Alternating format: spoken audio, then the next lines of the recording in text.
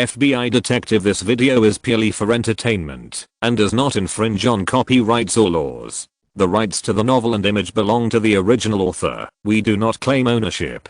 Don't like waiting and want to listen to this fanfic in full now? Subscribe to our Patreon, where you'll find the best fanfics. Chapter 626, Bombs on the first, second, and third floors. In the western part of New York and the eastern part of New Jersey, in an area next to a bridge, at the entrance of the first floor of a building. What's your name? Who sent you to solve this case? Hearing Roan's question, the black man sneered, then coughed, and opened his mouth to spit at Roan.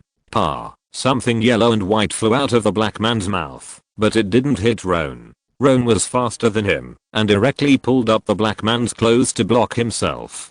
The black man was slightly stunned when the yellow and white object stained his clothes. Roan sneered, tore the clothes into pieces, and stuffed them into the black man's mouth.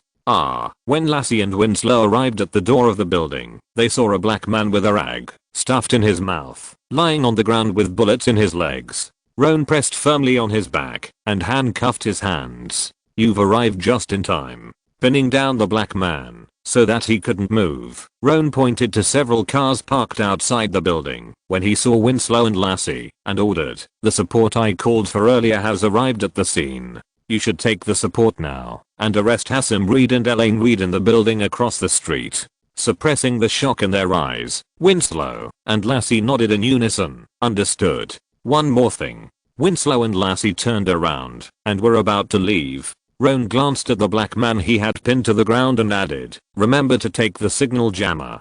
Be careful when arresting people. There is definitely a bomb inside." "Okay." Winslow and Lassie looked stern and nodded heavily in agreement. Woo woo woo. The black man struggled more and more fiercely, but he was always pinned to the ground by Roan. A few minutes later, Chenia brought the black woman downstairs. Roan and Chenia temporarily handed over the two black people, a man and a woman, to the SWAT team that came to support them, and then he began to wander around the nearby area with Chenia. Sizzle. A few minutes later, the communicator beside Roan and Chanel's ears suddenly rang, and Lassie's voice came from it. "Successfully arrested 2 target persons." Good. Chanel's eyes lit up, and Roan breathed a sigh of relief, but he noticed that Lassie's tone was a little wrong, so he asked, "In addition to the target persons, were there any other discoveries at the scene? And bombs?" "Roan, your guess is very accurate." On the other end of the communicator, Lassie looked at the pile of bombs in front of her and was very scared in her heart. She cursed. "The first, second, and third floors of this building are covered with bombs in every corner. Lassie, take the people out, don't touch the bombs, and protect the scene." Roan walked to the troop carrier, where the black man and woman were detained, looked at the man and woman in the car, smiled, and said, "I have called the bomb disposal department, and they will be here soon." Understood. After hanging up the communicator, Roan leaned against the door of the troop carrier, looking at the man and woman in the car, who were firmly controlled by 6 SWAT team members, and asked with a smile, "Congratulations, your plan has failed. How about you answer my question now?" The black man sneered and said nothing. The black woman next to him coughed and was about to spit. Luo An was calm and said, "First, think about it before you spit. The person next to you just wanted to do the same thing, but I blocked the spit with his clothes and gave it back to him." And the air was quiet. The SWAT team members looked at the rag stuffed in the black man's mouth with strange expressions. They thought it was just a simple rag. Looking at the eyes of the crowd, the black man's eyelids trembled, and his originally dark face turned a little red because of excitement. He struggled to curse again, but because a new piece of cloth was stuffed in his mouth, he couldn't say anything. Chenia looked at the black man with contempt, and the black woman next to him looked left and right, pursed her lips, and was a little at a loss. Not long after, Winslow, Lassie and others took the 2 black men into another car, and then the 2 came over. Lassie was silent for a moment and asked in a low voice, "Roan, what's going on?" The result of today's operation was very successful, but she felt a little confused during the process and didn't understand what was going on. The 2 black men, a man and a woman, turned their heads silently. They still didn't understand why they were discovered and why they were caught. Roan smiled, looked at the black man and woman and asked, "Do you want to know the answer too?" The black man didn't say anything, and the black woman nodded. Roan grinned, waved his hand to signal the SWAT team to take the two away, and said with a smile, "I won't tell you." X to the car started, and the black woman who was cursing, and the black man with wide eyes and whimpering were easily taken away with a belly full of questions and anger. Soon, the agents of the bomb disposal department arrived at the scene and began to deal with the bomb in the building. Several SWAT team members stationed not far away immediately breathed a sigh of relief. A SWAT team member with a long beard patted the shoulder of his young teammate next to him and said with a smile, "Don't be nervous. I told you, before we set off, that it is safest to act with team leader Luo An." "I know." Thinking of the pile of bombs he saw when he entered the building before, a flash of shock flashed across the eyes of the young SWAT team member. Glancing at Luo An and others who were communicating in the distance, he whispered, "Can you tell me more about team leader Luo An?" The bearded SWAT team member grinned and whispered, "For our SWAT team, team leader Luo An is the best investigation team leader at the FBI Washington headquarters, no doubt about it." The young SWAT team member was stunned for a moment. He had just joined SWAT not long ago, so he whispered, "Why?" "Because the SWAT team that goes on missions with team leader Luo An always has the lowest casualty rate." The bearded SWAT team member looked at Luo An in the distance with admiration on his face, and then explained with a serious expression, "For example, in today's operation, if it weren't for team leader On's temporary change of plan, once we rashly entered that building, with so many bombs inside, if it exploded, we would probably have to die here today." The young SWAT team member nodded repeatedly. He had just entered the building, and knew that what his teammates said was true. He looked at Roan in the distance with admiration and gratitude. He asked with some doubt, "But, how did team leader Roan know that there were so many bombs inside?" And he specially asked his team members to bring signal jammers. Next to the sub in the distance, Lassie also asked this question, looking at Roan with a puzzled face. Winslow and Chenier also turned their eyes over. They had some guesses in their hearts, but they didn't know if they were accurate. Facing his own people, Roan didn't keep the secret and explained, "Michelle asked me a question before. The victim Carlton, the people from the anti-gun organization, and the two black people from the Reed family, etc., are all related to each other in some way. But it seems that they have nothing to do with me, so why was there a piece of paper with my name on it at the scene?" "That's right." Winslow and Chenille nodded, and Lassie also said, "I didn't understand the reason for this incident before." "Roan, have you figured it out? We all thought things were complicated before, like the person who wrote the letter wanted to ruin my reputation." Roan pointed in the direction where the SWAT transport vehicle left and said, "Actually the real reason is very simple. They just want to attract me here and let me handle this case." Chapter 627 Behind the Action, Interrogation, Computer. As soon as the voice fell, Winslow and Chenier frowned, and Lassie also reacted and frowned. "The other party wants you to handle this case. His real target is you?" Luo An grinned and said, "So before the operation today, I didn't rush to act, but asked Mona to take Michelle to carefully check the surveillance near this area to verify my guess. We brought so many people into this community, and the two black people from the Reed family couldn't have been unaware." Chenier suddenly realized and said, "Under normal circumstances, knowing that the FBI is coming to arrest them, the two people from the Reed family can't help but run away. But we just sat outside for so long, but they never moved, so this building is 100% a trap." "That's right." Luo An nodded and continued, "Considering the previous explosion in the design company, I suspect that the mastermind is still likely to use a bomb. Put yourself in his shoes. If I were the mastermind, the possibility of an accident with a time bomb is too high. It is better to use a remote-controlled bomb, so I asked someone to bring a signal jammer in advance." While speaking, Luo An took out a rectangular black box the size of a mobile phone with several buttons on it from his pocket and handed it to Lassie. "After Mona called, I became more and more certain that this was a trap, so I temporarily changed the plan and had someone occupy the commanding heights. While waiting, I looked around. The roof of the building just now is a very good lookout, which can perfectly observe what is happening on the street, so I led you there to check the situation. Then we met the two suspicious men and women when we climbed the stairs. After hearing this, Winslow also figured out the whole story and added his guess. When we were halfway up the stairs, the bomb that exploded on the street was used by the man and woman to divert and attract our attention. That's it. Luo An pointed to the black box that Lassie was fiddling with and continued, "This is the remote control that Genia and I found near the building when you and Winslow walked into the building and arrested 2 people from the Reed family." It turned out that my guess was correct. The other party did want to use a remote controlled bomb, but when they found that something was wrong, they threw it away. That guy never expected that you not only brought a signal jammer, but also found him and even caught him. After listening to Roan's narration, Lassie seemed to have been enlightened.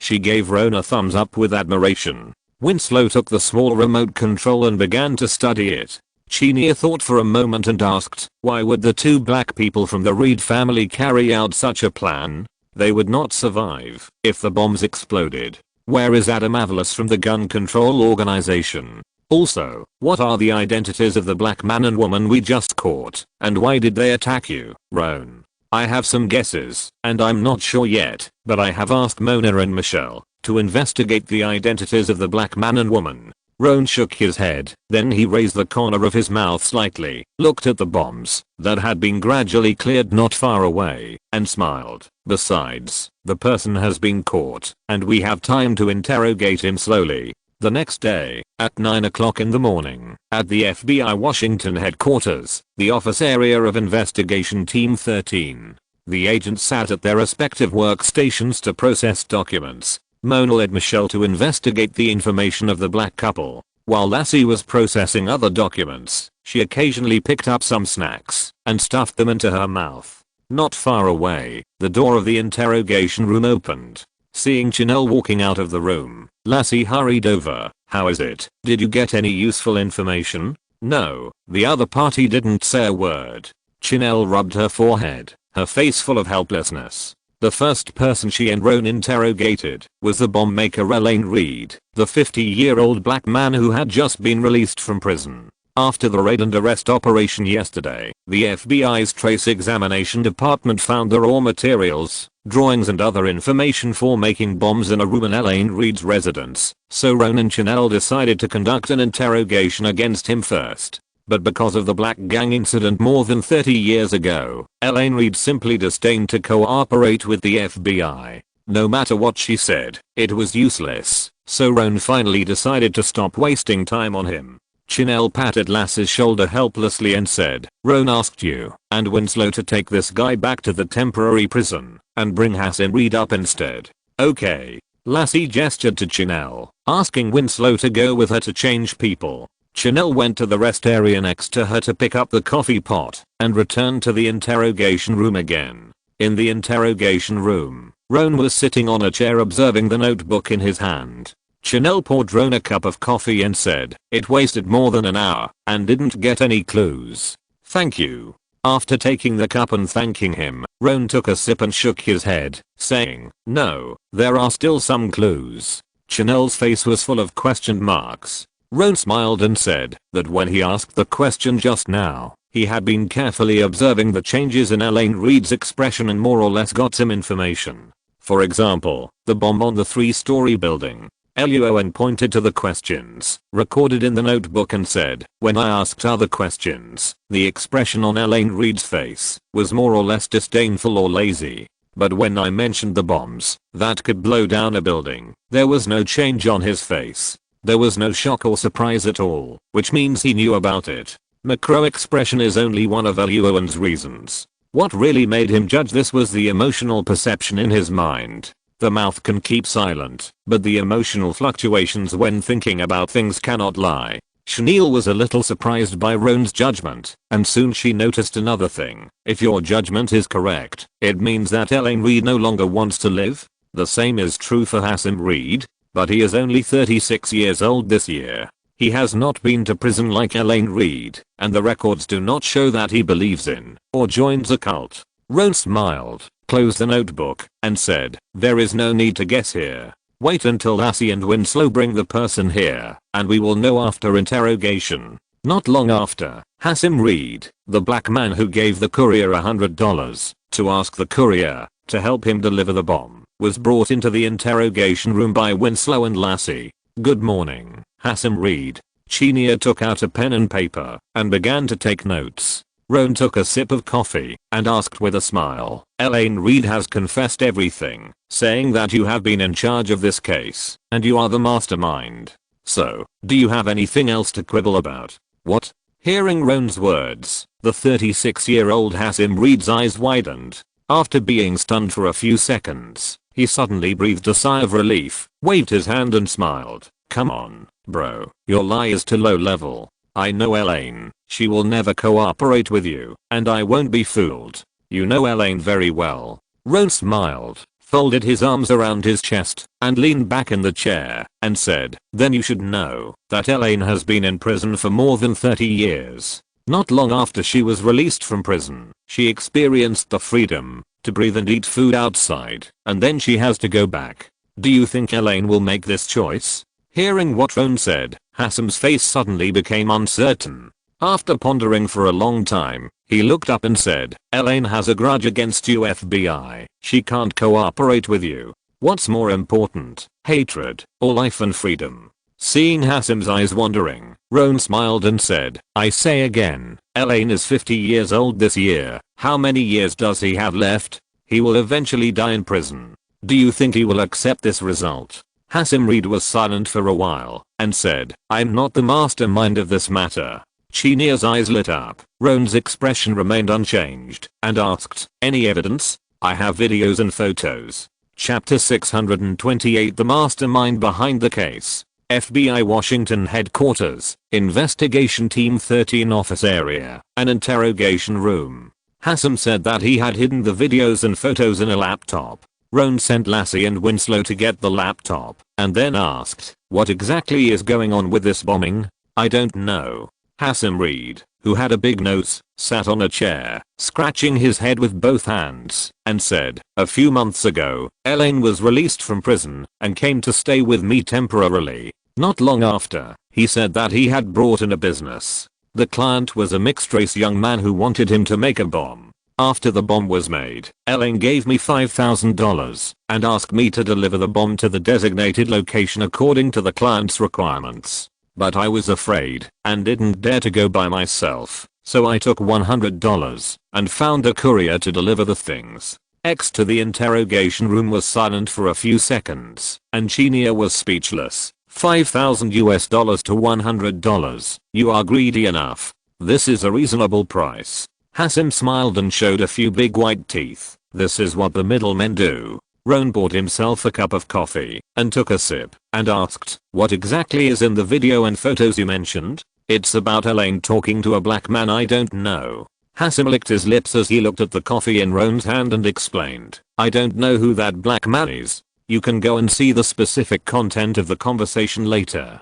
Then the black man gave Elaine a small cardboard box, and then Elaine handed the small box to me and asked me to deliver it to the company together. Chenel's expression froze. She instantly remembered the small cardboard box with Roan's name on it that was found at the scene of the bombing. This was what Hassim was talking about. Roan narrowed his eyes, found the black man and woman he arrested yesterday, pushed the photo of the black man to Hassim and asked, "Is it him?" "Yes, it's this guy." Seeing the black man in the photo, Hassim nodded repeatedly and said, "Elaine calls the other party Mike. He might be someone she knew in prison." Chenia frowned. Roan thought for a while, then asked, "Where is that mixed-race young man now?" "I don't know." Hassim shook his head, indicating that Elaine was in charge and contact from beginning to end. He never intervened, and the other party did not let him intervene. "Are you sure?" Chenille sneered, looked up and asked, "You live with Elaine. How could you not know anything about these things?" "Listen, beautiful woman, I'm not lying to you, okay?" Hassim looked at Chenille with an unhappy look on his face and explained, "First, I don't live here for free. Elaine has to pay the rent, and he has already paid the money. Later, when he asks me to do something, he has to give it to me, Franklin. Second, we are black, not white people like you. If black people want to live a smooth life, the most important rules are not to be curious, don't ask around, don't care too much, and do things according to the rules and requirements. After taking the money, Do you understand? This kind of thing is common in the Federation and involves the issue of racial discrimination. Chenille didn't say much, while Roan looked calm and asked a few questions. At this moment, there was a sudden knock on the door. The door of the interrogation room was opened, and Michelle came in half sideways. Team leader, there is a situation. The interrogation was paused, and Roan and Chenia walked out of the room. After the door was closed, Roan asked, "What's wrong?" Michelle pointed to the office area not far away and replied, "Mona found out the identity of the black man and woman." Roan walked towards the office area and asked, "What are their names and identities?" "The black man is named John. He is 31 years old this year, and the black woman is named Lisa. She is 33 years old this year." Mona turned her chair and showed the computer screen to Roan and said seriously, "Roan, this is revenge." Hearing the word revenge, Chenia's face suddenly became very ugly. Roan bent down and cast his eyes on the computer and asked, "What exactly happened? Remember the case on the island before our investigation team came to the Washington headquarters?" Chapter 514. Mona handed a folder to Chenia and explained, "The mastermind behind that case was an arms dealer named Herrick. Herrick wanted to kill 4 birds with 1 stone, to kill Minister Alexander in revenge, to put the blame on arms dealer Hamilton, to kill rival arms dealer Hamilton, and to get the FBI and CIA list in the head of the criminal group leader Jasper. But because of Roan's action, all of Herrick's plans failed. We also captured him and brought him back to Washington, D.C. Chenia nodded. She would never forget the battle on the island, but there was still a question she didn't understand. "I remember that Herrick was a white man, and his mercenaries were mainly white. What is his relationship with the black man and woman, Joan and Lisa? Did Herrick escape from prison?" "No, Herrick is still in a small dark room." Mona shook her head. Then she sneered and explained, "The arrest of arms dealer Hamilton and arms dealer Herrick does not mean that the underground arms market will disappear. On the contrary, since the 2 of them were arrested, the underground arms market has begun to join forces and fight constantly. Among them, a woman named Sauls emerged as a dark horse, defeated many underground arms market practitioners, and grabbed a large piece of the pie. The CIA investigation results show that Saul's mother is a very beautiful black woman, and her father is Herrick." Wow. After finding Saul's photo, even Chenia's eyes lit up, and she couldn't help but sigh. Because of her mixed blood, Saul's skin color is not particularly dark, but her facial features are very 3-dimensional, and it is very easy to attract other people's attention even without makeup. Not only that, Saul's also has the advantages of black women, with excellent body proportions, and at a glance, she is either thigh-high or tall. Also because of her work in the underground arms industry, Saul's has an indescribable sharp temperament, far surpassing many Hollywood female stars. Chenia closed the folder, narrowed her eyes, and said, "It seems that John and Lisa are both Saul's men. Saul's can't wait to avenge his father, so he found Roan." Chenia's voice fell, and Roan, who had been silent, pointed to the information in the computer and said in a low voice, "The records show that the participants in that case, the fugitives of the arms dealer Hamilton, have been dealt with by people sent by Saul's. The leader of the criminal group, Jasper, has greatly reduced his power after being arrested. The main leaders of the organization were killed by Saul's men, and the grassroots personnel were recruited by her. As for the wives and children of Hamilton and Jasper, they were also sent to hell by Saul's. The 2 major enemies have been dealt with, and now Saul's target is naturally only me, who has put her father in prison. Fouquet, son of eating." Chenia's face changed drastically when she heard Roan's words. Mona's face was ugly to death, and Michelle also frowned and didn't know what to say. Just then, Lassie pushed the door open and walked into the office area, saying loudly, "Everyone, I have figured out the circumstances behind this case." Chapter 629. The murderer's plan and the inside story of the case. Lassie pushed the door open and entered with a smile on her face. She shook the laptop in her hand proudly and said, "I have figured out the situation of this case." As the voice fell, there was silence in the office area. Lassie was stunned for a moment, and then she noticed that Chenia and others looked a little strange, so she immediately put away the smile on her face and asked in a deep voice, "What's wrong?" Nothing, just like you. We have also discovered the situation behind this case. Roan smiled, took the computer from Lassie's hand, and asked, what did you find out? After reading the information found by Mona and Michelle, Lassie's mouth twitched, and she was very embarrassed. She whispered, sorry, I didn't find out about this says. I just found out why the Black Manyom committed this case. While speaking, Lassie helped Roan open the laptop and introduced. This camera was originally used by Hassan to record him playing games with some women, but accidentally recorded this video. There is not much content in the video. Based on their communication, it is not difficult to infer that the designer of the whole case is a Black Manyom. The video footage showed that exactly as Hassan said. Joan handed the small box containing Roan's name to Elaine, a 50-year-old black woman. The whole case is actually a conspiracy. While the video was playing, Lassie stood by and explained carefully, because his sister was killed, and the previous debate incident, Adam Avalos hated the designer Carlton very much, but he only cursed and threw garbage at the time, and did not have any excessive thoughts. The Black Manyom noticed this, and he found Adam, and lured him to think of revenge with a bomb, and then introduced Adam to Elaine, who had just been released from prison. The Black Manyom did this to cover up his true purpose, to kill Roan. His plan was not complicated. He lured Adam to have the idea of killing, and let Elaine take money to make a bomb, which would explode and kill Carlton. At the explosion site, a piece of paper with Roan's name was deliberately left, which led Roan to take over the investigation of the case. With Roan's ability, it would not take long for him to find Hassan Reed and Elaine Reed. Then Yoon arranged a lot of remote-controlled bombs in the residences of the two Reeds in advance. When Roan led the team into the building to arrest people, he activated the bombs and killed everyone. Even if the trace examination department found that the bombs at the scene were all remote-controlled bombs after the investigation, they could not find any on John.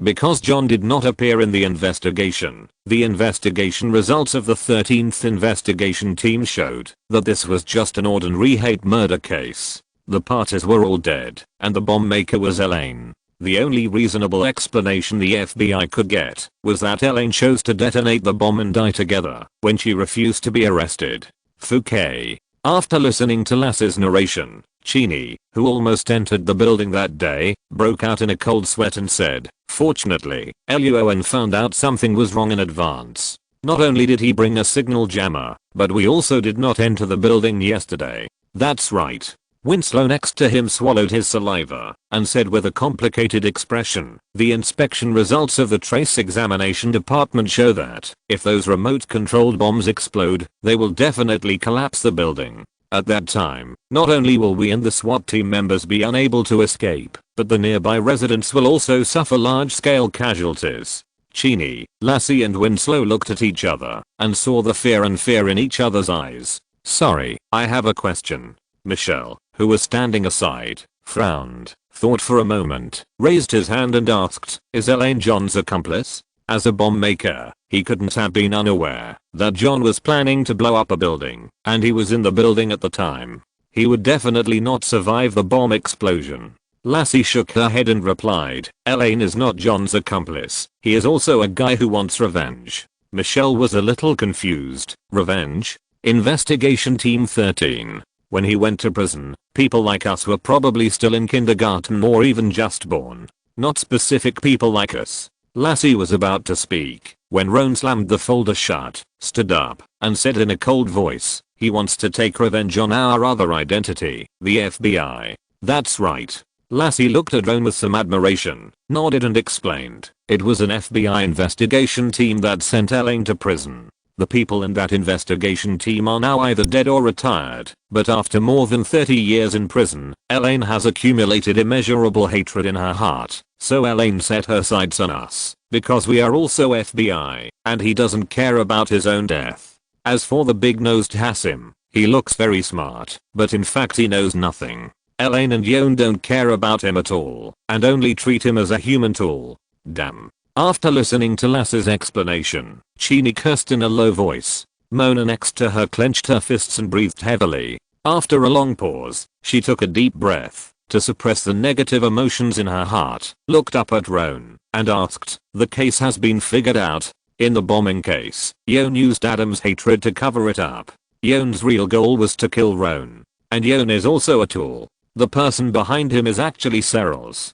Her goal is to avenge her father. Roan, what should we do next? Hearing Mona's question, Lassie, Chanel, Winslow, and Michelle all turned their eyes to Roan. They all looked serious and wanted to know what Roan was going to do next. Being magnanimous and pretending that this incident had never happened was not Roan's style. Everyone in the 13th investigation team knew that Roan was not very kind. Well, he liked to fight back, was very cautious, and hated being stared at by danger. If you have any questions, go to the boss. Unlike Chanel and others who looked serious, Roan smiled slightly, patted Lassie on the shoulder, gave Mona a reassuring look, and then said, there is one thing we haven't found out. That is, where is Adam Avalos, and whether he is dead or alive. Chanel, Lassie, this matter is left to you. Interrogate John. He must know something. Michelle, help me organize the documents of this case. I'm going to find Verines. Okay. Several people nodded in agreement, and a moment later Roan left the office area of the 13th investigation team and went to Verines' office. That's roughly the situation. Sitting on the chair opposite the desk, Roan briefly described the case, and Verines looked at the folder in her hand in silence.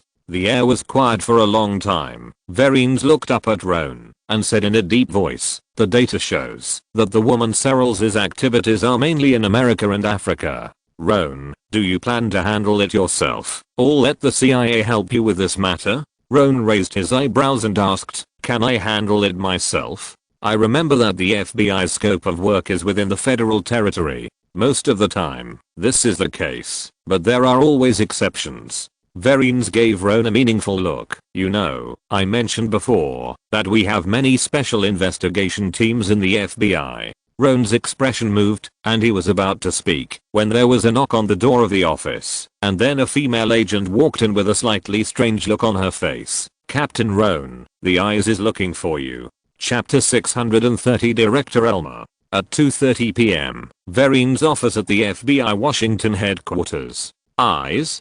Verines' face froze when she heard the female agent's words, and she asked hurriedly, who is the other party? Did you say why you were looking for Luo An? The situation and status of the eyes department are really special in the federal territory. Even Verines began to subconsciously think in a bad direction when she heard this word. The other party said that he was from ICI. The female agent was a receptionist at the first floor building. She briefly described the other party's figure, appearance, words, etc., but she did not know the other party herself. Luo An's expression remained unchanged. Based on the description of the female agent, he guessed the other party's identity. He looked at Verines and said, it should be Director Elmer of ICI. Okay. Verines knew that Luo An and Elmer were friends, so she breathed a sigh of relief and waved her hand to signal the female agent to leave. After the door was closed, Verines said with a serious face, I will go to Mr. Clement's office later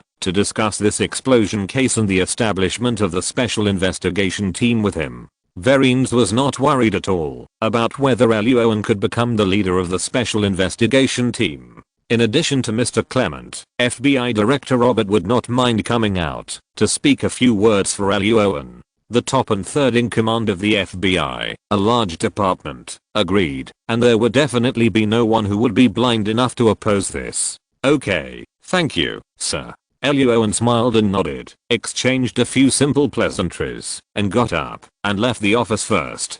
Taking the elevator downstairs, Luo An soon met the eyes that the female agent mentioned in the lounge on the first floor. As he guessed, it was the director of ICI, Internal Revenue Service Criminal Investigation Division, Elmer. However, when Elmer saw Luo An today, he did not smile as usual. Instead, his mouth corners were bent and his face was gloomy.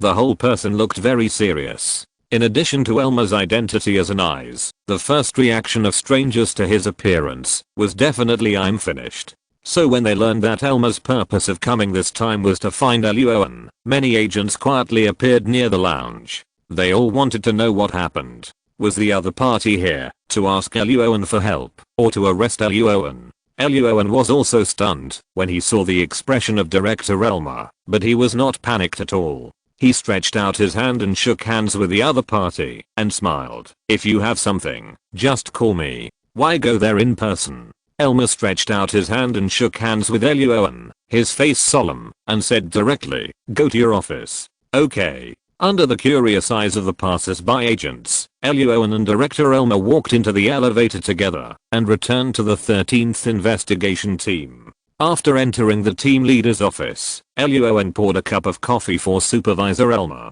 Supervisor Elmer still had a tense look on his face and asked in a serious voice, "Are you the only one in this office?" Luo An frowned slightly, understood the meaning of Elmer's words, turned around and answered seriously, "I inspect this office every day. It is absolutely safe. There are no eavesdropping or monitoring equipment. You can rest assured. Because of concerns about certain problems, the office area of investigation team number 13 will be thoroughly inspected every 2 days to prevent the use of eavesdropping, recording, monitoring and other equipment that does not belong to investigation team number 13. The team leader's office is no exception." "Okay." After receiving Luo An's assurance, Elmer breathed a sigh of relief. The serious and tense expression on his face disappeared instantly, replaced by a bitter face. He grabbed Luo An's hand and whispered, "Luo An, you have to help me." Elmer's expression changed too quickly, and Luo An was a little unresponsive. After a moment of stunned, he pulled out his hand and asked, "What happened? Remember the time we drank together?" Chapter 552. Elmer sighed dejectedly and said with a gloomy face, "Your guess is right. Bernard Madoff, that damn guy, is indeed problematic. He is indeed engaged in a Ponzi scheme." Elmer said that, after leaving the bar that day, he began to investigate Bernard Madoff quietly. "If you don't check, you don't know. Once you check, you will be shocked." Elmer was shocked to find that Bernard Madoff's return on investment was a line that kept rising, never falling, and was 100 times more stable than the stock market. This is obviously abnormal because the stock market has ups and downs, and it is impossible to make money all the time. Losses are the norm for most people. I initially thought that Bernard Madoff used his position as chairman of Nasdaq to use insider information to trade or get ahead. Elmer sat in a chair, covered his face with his hands, and whispered, "After investigating for a while, I found that this guess was wrong. Then there is only one truth left, a Ponzi scheme." Luo An picked up the coffee and took a sip, then asked in a low voice, "You can't get your money back?" I remembered that Elmer had said before that he had also handed over his funds to Bernard Madoff's investment company. "No, I've got my money back." Elmer shook his head. "I don't have much money, not even a fraction of it for Bernard Madoff. I submitted an application on the grounds that my family had a change and I was in urgent need of money. In less than 3 hours, the principal and the income from the investment were all deposited into my account. It was so fast." This really surprised Roan. Seeing Elmer's increasingly silent face, Roan put down his coffee cup and asked in a serious tone, "What are you going to do?" "I want to expose this guy who was raised by his parents." Elmer took a deep breath and said in a deep voice, "The fund under Bernard Madoff has accumulated a total amount of 50 billion. But according to my secret investigation, the actual amount of the fund is less than 1/3 of the number on the books, and the rest is all bubbles." Not only that, Bernard Madoff has always claimed that his foundation only manages funds for the rich, and ordinary people are not qualified to enter. But in fact, from 2000 to now, most of the members who joined the foundation are middle-class families in the Federation. Their number has grown to nearly 30,000. Luo An nodded. "This is a normal operation. The underlying logic of the Ponzi scheme is to give the money of the new joiners to the first joiners in the name of interest, and then develop layer by layer. The problem is that the total number of new joiners is limited, and the number of rich people in the Federation is even more limited. After all the rich people entered the foundation, Bernard Madoff could only turn his attention to the lower middle class and hand over the money of the middle class to the wealthy who joined first to maintain the scam. Bernard Madoff's position is too high." Roan refilled Elmer's cup with coffee and said in a deep voice, "He is a member of the Securities and Exchange Commission on Wall Street. He has even participated in the formulation and revision of many of the secretary's rules. So it is impossible to bring down Bernard Madoff from the seconds. Elmer nodded. He has worked in the IS for so many years and knows the operating logic of various departments within the federal government. He also knows that the secretary is unreliable. He even suspects that the secretary and Bernard Madoff may be wearing the same pants. So I came to you. Elmer raised his head and said solemnly, Roan, you are the best team leader in the FBI. No one else. I need your help.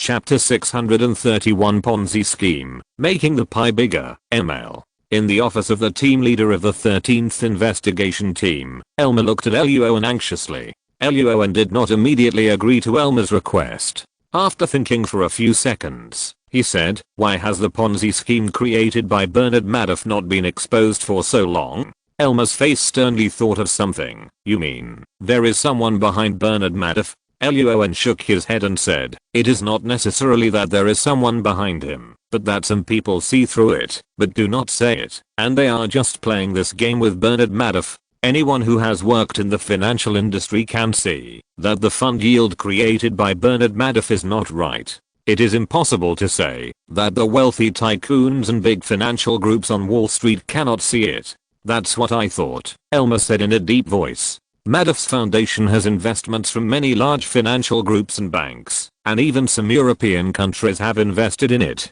That's why I chose to investigate the matter secretly and dare not reveal any information. Putting down the coffee cup, Luo An asked, what was your original plan? Can you tell me about it? I haven't thought of a suitable plan yet. Elmer smiled bitterly and replied, at first, I wanted to find a suitable tax reason to openly investigate the financial status of any employee of Madoff's foundation. Then I accidentally discovered that there were problems with Madoff's fund, and then I continued to follow the clues and uncovered the matter. Elmer is a typical federal man. He attaches great importance to the safety of his life and his family, but his deep conscience prevents him from quietly watching nearly 30,000 middle-class families being destroyed by Madoff's scam. The combination of the two makes Elmer very entangled. Luo An frowned slightly. Your plan? Very dangerous, isn't it? Elmer smiled bitterly and shook his head helplessly. I know that this method can easily arouse Madoff's vigilance and even force him to kill people. Luo An waved his hand to interrupt Elmer and said, no, I mean, your plan is too slow. Elmer was stunned in the chair with a question mark on his face. What do you mean? Before exposing Madoff's scam, we need to clarify a few issues first. Luo An did not answer Elmer directly, but took the coffee cup and analyzed slowly. The reason why Madoff's scam has been able to last for so long is that in addition to his high status and clever means, the China Securities Regulatory Commission turned a blind eye and some consortiums or organizations participated. These consortiums hid behind and waited for Madoff to make money for them. They were not afraid that they would not get their money back. Once you expose this scam, in addition to Madoff himself being angry, the consortiums behind will also be unhappy. After all, for them, not making money is equivalent to losing money. The status of the consortium in the Federation is well known. Elmer's face is solemn. Luo An continued to analyze. According to your previous plan, when you find Madoff himself, those consortiums will most likely get the information first and then transfer their funds. In the end, you can only get an empty account, and the funds invested by nearly 30,000 middle-class families will probably not be left. After this happens, the federal people will naturally curse Madoff, and you, as the leader of this case, will also be hostile to the federal people. They will think that you are a member of those consortiums and everything you do is for the consortium's profit. At that time, you will not be able to explain, and your colleagues and superiors will probably have other ideas about you, and your road to promotion will most likely end here. Elmer's eyelids twitched. He had been thinking about how to bring down Madoff before, and he really didn't think too much about what would happen after bringing down Madoff.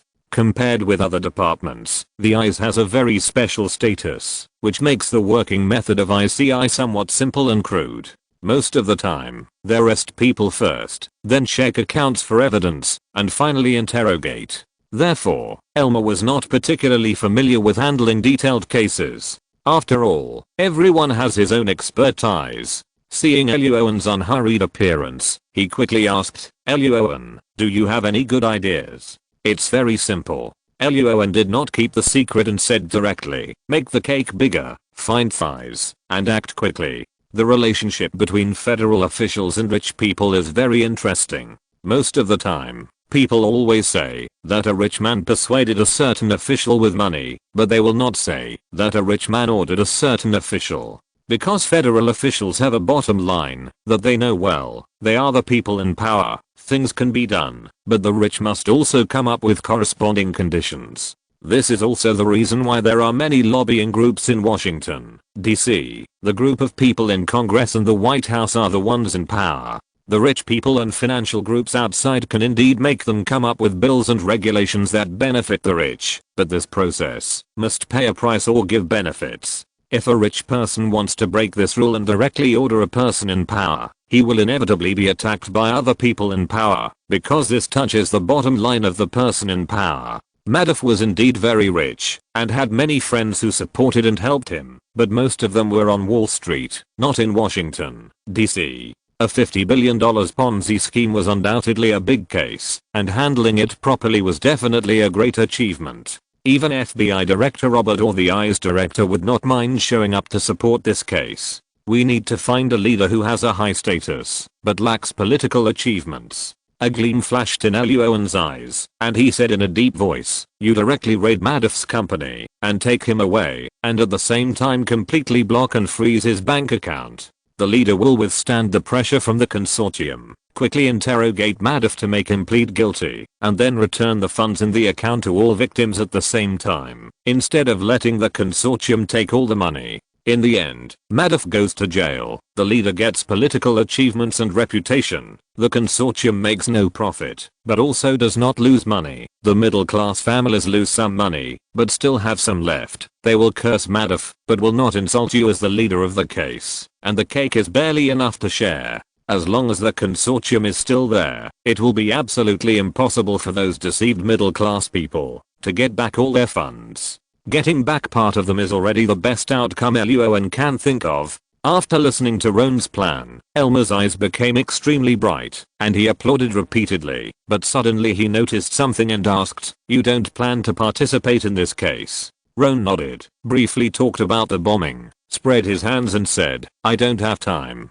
In addition to this reason, Roan considered that this matter involved nearly 30,000 middle-class families, and it would definitely cause a large-scale media discussion afterwards. Roan didn't want to attract the attention of these media, nor did he want to attract the interest of the president and others. Secondly, although Elmer was the eyes, due to the responsibilities of each department, the FBI could not avoid involvement in this case. Roan only needed to report the matter to Mr. Clement or FBI Director Robert. As a cake maker, even if he did not participate in the specific action later, he would never lack the credit afterwards. Thinking of these aspects, Roan carefully described the plan to Elmer, then briefly described the matter to Verinus and Mr. Clement, and introduced Elmer to FBI Director Robert, and then returned to his office. Roan had forgotten who FBI Director Robert would send to work with Elmer, and why Madoff, the super fraudster, was arrested. Roan turned on his computer and looked at the photo of the black and white mixed race woman. He narrowed his eyes and thought quietly, darn. It was almost time to get off work. When Roan was packing up, there was a knock on the door of the team leader's office. Someone walked in. It was Mona. Roan asked casually, what's wrong? I received an email. Mona shook the laptop and said in a deep voice, the sender is Saul's. Chapter 632 Email content. Find Adam. An email from Searles? In the team leader's office, Roan, who was packing up, was stunned for a moment, turned to look at Mona, and asked, what is the specific content? Mona showed Roan the laptop screen and said seriously, Searles said that he knew about the black man and woman, and said it was a misunderstanding. She didn't want to take action against you, Roan. You are the FBI, and it was your responsibility to arrest her father, Rick, and she can understand. As for the black man and woman, they acted on their own. Searles sincerely apologized in this email and let us, the FBI, deal with them as we please. After reading the text in the email, Roan raised his eyebrows and laughed. I didn't expect Searles to be so humorous. He can come up with such a reason for acting on his own. And he told us to deal with it as we please. Mona closed the laptop, grinned and said disdainfully, the man and woman have been caught, and it is naturally up to us to decide how to deal with them. The two of them simply complained a few words, and Mona asked with some confusion, what does Serrels mean by sending this email? I haven't thought about it yet. Luo An shook his head. Judging from the content, it was just an ordinary apology letter. The words were even a little humble, giving people the feeling that Serrels was afraid that Luo An would retaliate and arrest her. But as a woman who rose in a short period of time and grabbed a large piece of the underground arms market, would she be afraid of herself? Luo An rested his chin on his hand and thought seriously. He didn't think his reputation had reached such a level. Mona tilted her head and thought for a while, then asked, should we write her a reply email? No, there's no need. Luo An shook his head. Mona turned around and prepared to leave. The next second, Luo An's eyes suddenly moved slightly. He reached out and grabbed Mona's arm and said, no, it's better to write her a reply email. Mona was stunned for a moment but nodded, then opened her notebook and asked, what about the reply content? Luo An thought for a while and said, the content remains intact. Don't change a single punctuation mark. But when sending the email, use your computer skills. To write this email involves illegal content and the other party failed to receive it, and other similar words at the email link. Mona's mouth twitched, and then she rolled her eyes at Luo An and said speechlessly, you are so bad. Luo An chuckled and asked back, do you like it? No. After patting Luo An's arm lightly, Mona smiled and walked out of the team leader's office and began to prepare to send an email. Luo An continued to pack up. Time soon came to the end of get off work time. Without any nonsense or overtime, everyone in the number 13 investigation team immediately left the headquarters building and went home. Driving back to the villa, Luo An and Mona made some dinner while playing. After dinner, the two began to sit on the sofa to watch TV and rest. In the middle of the sofa, Mona was holding a pillow in her arms, holding snacks in her left hand, and holding the remote control in her right hand, responsible for controlling the TV program. Luo An sat beside her, holding another bag of snacks, and silently putting them into his mouth, looking at the computer with a somewhat distracted look. Suddenly, Luo An reached out and patted Mona's arm, saying, give me your phone. Oh. Mona took out her phone and gave it to Luo An and asked casually, what do you want to do? Make a call. Standing up and kissing Mona on the forehead, Luo An took her phone and walked to the kitchen not far away, found a number and dialed it. The call was quickly connected, and a somewhat happy elderly male voice was heard. Good evening. Mona, why are you calling me today? It's not Mona, it's me, Ron. Ron asked casually. The man on the other end of the phone was Mona's father, Javery Evans. Hearing Ron's voice, the voice on the phone suddenly stopped, and then the enthusiasm in the tone dissipated for a long time, and asked, what's wrong? Why did you call me with Mona's phone? Ron was used to Javery's tone changes, and he selectively ignored it and said directly, I need your help, Javery. Not long after, Ron left the kitchen and returned to the sofa to return the phone to Mona. Mona asked in confusion, I seem to hear that you called my father just now. Why did you call him? Ron smiled, snatched the snacks from Mona's hand, and replied, it's a small matter. I asked him to help me check something. Is it related to Serrels? Almost. Mona nodded and stopped asking. After watching TV, the two washed and rested together, and there was no conversation all night. The next day, at 9 in the morning, in the office area of the 13th investigation team, when Ron and Michelle were processing the follow-up documents of the case, Lassie and Chanel pushed the door and walked in together, saying loudly, everyone, we have obtained the information of Adam Avalos. Several people raised their heads, and Winslow asked, where is he? On the Hudson River in the northern suburbs of New York. Chanel handed the documents to Ron, spread her hands helplessly and said, after Adam gave the last sum of money for making bombs to Elaine, the black man Yon killed him. Yon put Adam's body in a trash can, put some big stones in the trash can, tied the trash can tightly, and then pushed Adam and the trash can into the Hudson River together.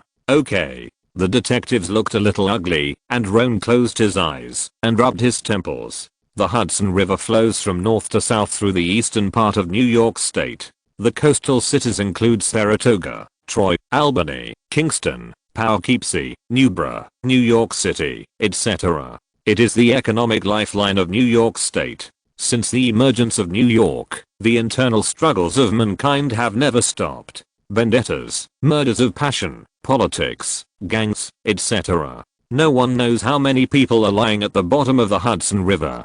Contact the Search and Rescue Salvage Department. After a few seconds of silence, Roan opened his eyes, reached out and patted Michelle, and said, "Let them try to find Adam Avila's body and complete the chain of evidence in this case." "Okay." Michelle nodded, picked up the landline phone on the table, and started to contact the relevant departments. At this moment, Roan's mobile phone suddenly rang. He pressed the answer button and Verine's voice rang inside. "Roan, come with me to Mr. Clement's office." "Okay, sir." After hanging up the phone, Roan simply arranged the work and got up to go to Mr. Clement's office. At the door of the office, the secretary saw Roan and immediately stood up and smiled at him. Without asking anything, he opened the door of the office for Roan. "Thank you." Luo An smiled and thanked the secretary, then walked into the office and found that in addition to the familiar Verinus and Mr. Clement, there was also a white man who looked about 30 years old, with short hair, muscular and capable. Luo An took a quick glance and found a conspicuous scar on the edge of the other party's neck. The experienced Luo An recognized it as a penetrating wound. That is, a bullet once penetrated the edge of the white man's neck, but the white man was lucky and survived. Countless thoughts flashed through his mind in an instant, but his expression did not change at all. Luo An smiled at the two superiors as usual. "Good morning, sirs." Mr. Clement nodded and introduced. "Hello, this is Roland, from the CIA. Chapter 633 CIA Agent Identity, New Information. FBI Washington Headquarters, Mr. Clement's office. Hello, Team Leader Roan." The white man grinned, revealing a mouthful of white teeth, and stretched out his hand to shake hands with Roan. "I've heard of Team Leader Roan's name for a long time, and today I finally have the opportunity to meet him." "Hello." Roan smiled and stretched out his hand to shake Roland's hand, then asked with some confusion, "Excuse me this time. I have been abroad before, busy dealing with some cases related to underground arms dealers." Roland explained casually, and Mr. Clement waved his hand. He immediately nodded and turned to leave the office. The office door was closed. Mr. Clement coughed lightly and said, "Roan, the director and I already know about the bombing and the Serrals incident. The official establishment of the Special Investigation Team still needs some procedures, but we can make some preparations in advance. This Roland is the new member who will temporarily join the Special Investigation Team." Roan raised his eyebrows and noticed a word, "temporarily?" Mr. Clement turned his eyes to Verinus, who explained, "You know, we are the FBI. In most cases, the FBI cannot operate overseas." Roan suddenly understood what Verinus meant. The whole world knows that the CIA's work scope outside the Federation is to deal with criminals, terrorists, coups, and assassinations, etc. The FBI is responsible for catching serial killers, interstate criminals, and handling white milk powder within the Federation, and the two do not interfere with each other. Seeing Luo An suddenly realized, Verinus's eyes flashed with satisfaction, and then continued, "If the CIA wants to work within the Federation, it only has two choices. Either put on a layer of skin, pretend to be other departments, do things quietly, and be punished if discovered, or follow the rules, and put a federal law enforcement officer in the team and act in compliance. For example, temporarily second an FBI agent to the case handling team." After Verinus finished explaining, Luo An smiled, and then added inference, "Conversely, according to the rules, when we FBI leave the Federation to work abroad, we must also add an agent from the CIA to the team." "That's right." Verinus nodded, and Mr. Clement smiled and said, "This agent Roland is the candidate recommended by FBI Director Robert and I. As for the establishment of a new special investigation team, and having Luo An serve as the team leader, and be in charge of this matter, because of the previous case involving the Speaker of Congress, FBI Director Robert did not object at all to the establishment of a new special investigation team and let Luo An serve as the team leader, and be in charge of this matter, and he was quite supportive, and sent the document down that day." Mr. Clement found Roland's information on the desk, and handed the file to Roan. He continued, Agent Roland has some understanding of Cyril's situation. You can talk to him. Once the special investigation team is officially established, you can start the operation. Okay, sir. Roan nodded. It was not difficult to hear what Mr. Clement meant. This Agent Roland was only temporarily joining Roan's investigation team and would leave after handling the Cyril's case. After a brief discussion, Roan and Veronis walked out of the office together. In the corridor, Veronis suddenly whispered, Roan, when you leave the Federation for an action, remember to pay more attention to Agent Roland. Roan's expression was stern, and he asked in a low voice, is there a problem with Agent Roland? No, I mean, you should pay more attention to his movements. Veronis shook her head, with a strange look on her face, and whispered, this Agent Roland has a characteristic, he runs fast. He has participated in many operations hosted by the CIA over the years. In addition to those that were successfully completed, there were also many failures. In those failed operations, Roland might be injured, or even seriously injured, but he always survived. Because he can always detect danger before others, and then run away quickly. Hearing Veronis's explanation, Roan's mouth twitched. After a few seconds of silence, he asked, did the CIA never doubt Roland's identity or other situations? Of course I did. Veronis shook her head.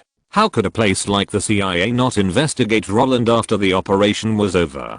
But after multiple reviews, it was confirmed that Roland's identity, experience, phone number, and trajectory before and after the action were all correct, so the CIA could only come to one conclusion. Roland is observant, has a long life, good luck, and has very agile legs and feet, and runs fast. Luo An's face twitched. It was the first time he heard of such a thing. Veronis was also a little speechless, but she still patted Luo An on the shoulder and said, whether Roland is simply lucky or really observant, you can't go wrong by paying more attention to his movements. If you find something wrong, run with him. It's not shameful. The most important thing is to stay alive. Veronis knew that Luo An was agile and better than many people, and his mind and brain were also not bad. Because of this, Veronis was more worried about Luo An, and was very afraid that Luo An would be injured, or even killed, because of his arrogance at a critical moment. I understand. Luo An nodded. He understood the principle of running away if he couldn't win, and he never thought of arrogantly doing things that were uncertain.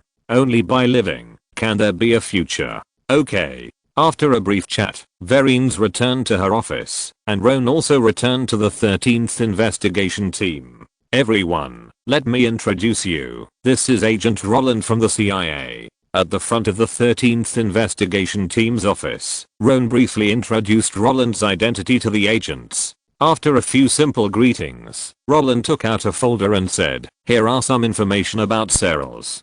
Do we want to check it out and discuss it? Of course. Roan patted Roland on the shoulder and led the agents into the meeting room next door. All the agents of investigation team 13 sat down at the long conference table. Roland didn't waste any words. He distributed the information in the folder to everyone and introduced Cyril's, the fourth daughter of arms dealer Helric, 29 years old this year. Sorry, interrupt. Hearing Roland's introduction, several people present were a little surprised. Lassie glanced at Mona and asked puzzledly, the information we found didn't show that Helric had other children? This is the information in our CIA database. Roland smiled and said, you work in the FBI. It's normal that you can't find it. Okay. Lassie nodded. Mona's eyes moved slightly, and she became interested in the CIA database again. Roan noticed another thing and asked, since Cyril's is Helric's fourth daughter, who are Helric's first three children?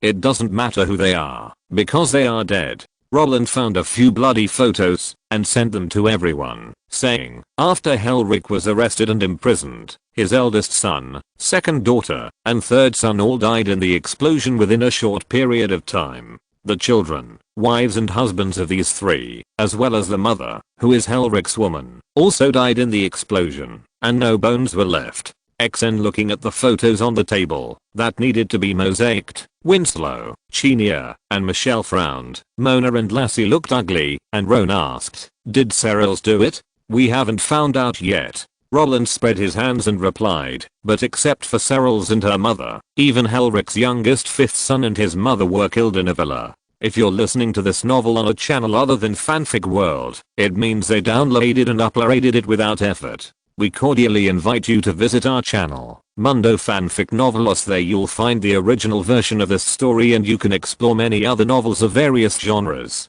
We're waiting for you to immerse yourself in a world of incredible novels. Chapter 634, Case of Underground Arms Dealer Serrals. FBI Washington Headquarters, Meeting Room of Investigation Team Number 13. Wow. Looking at the red and white photos on the conference table that needed mosaics, Lassie was amazed. I didn't expect that Saul's was so beautiful, but so cruel. It may not be Saul's who did it, right?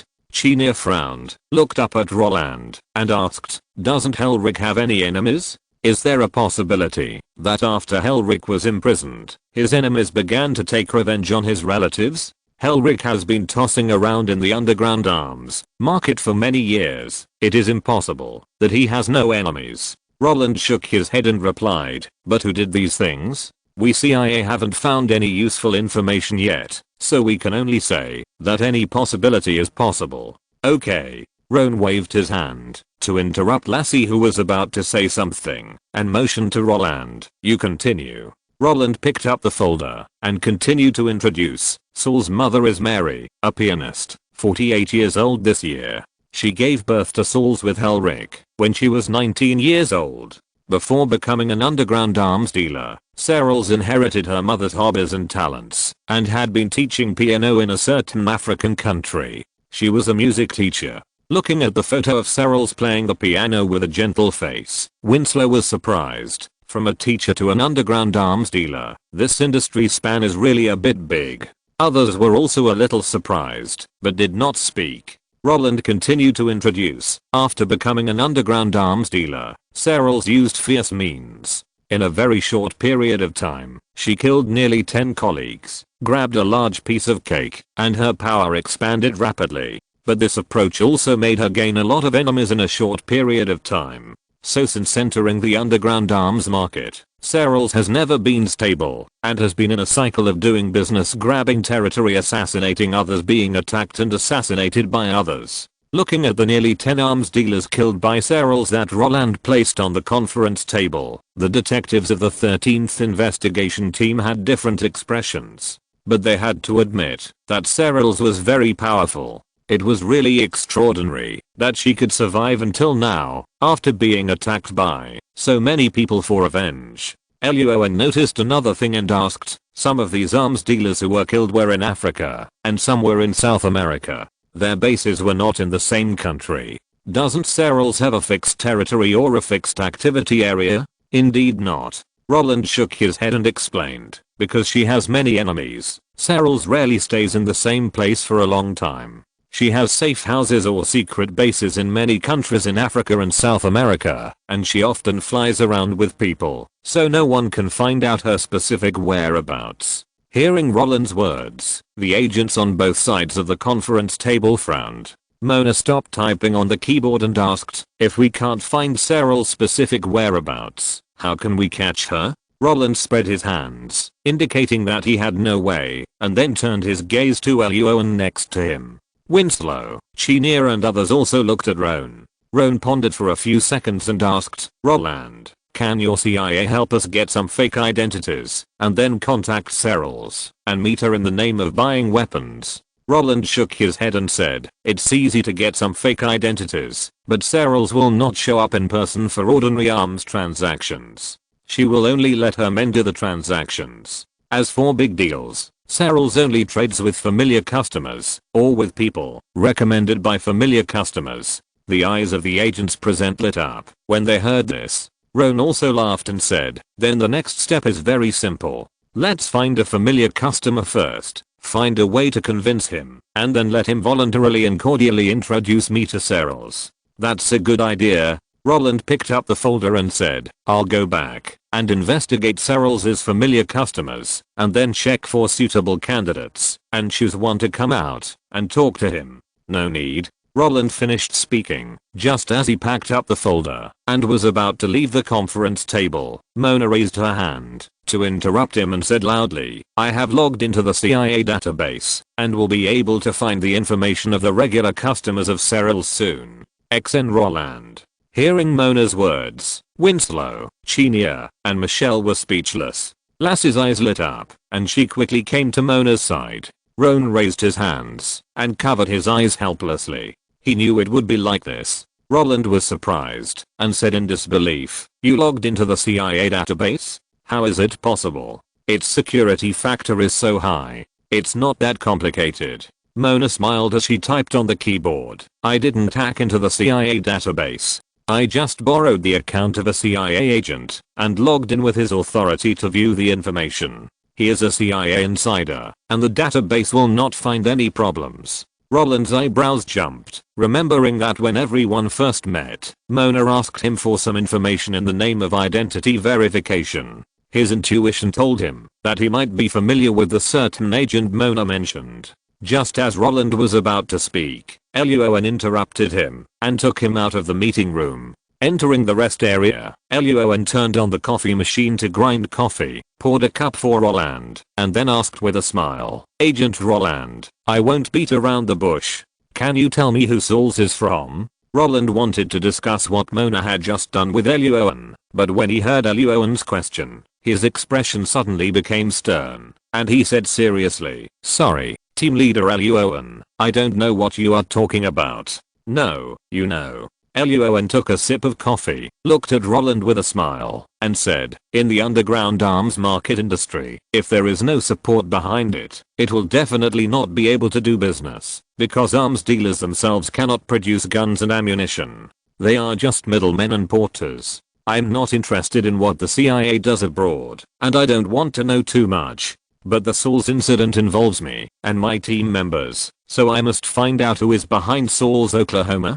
For the sake of politics and interests, coups and assassinations, supporting puppets to take power, borrowing knives to kill people, and controlling and supporting the top leaders of the milk powder dynasty are all things that the CIA has done. The CIA naturally cannot let go of such a huge market for underground arms trading, so about half of the underground arms dealers in the world are related to the CIA, and some arms dealers are even CIA themselves.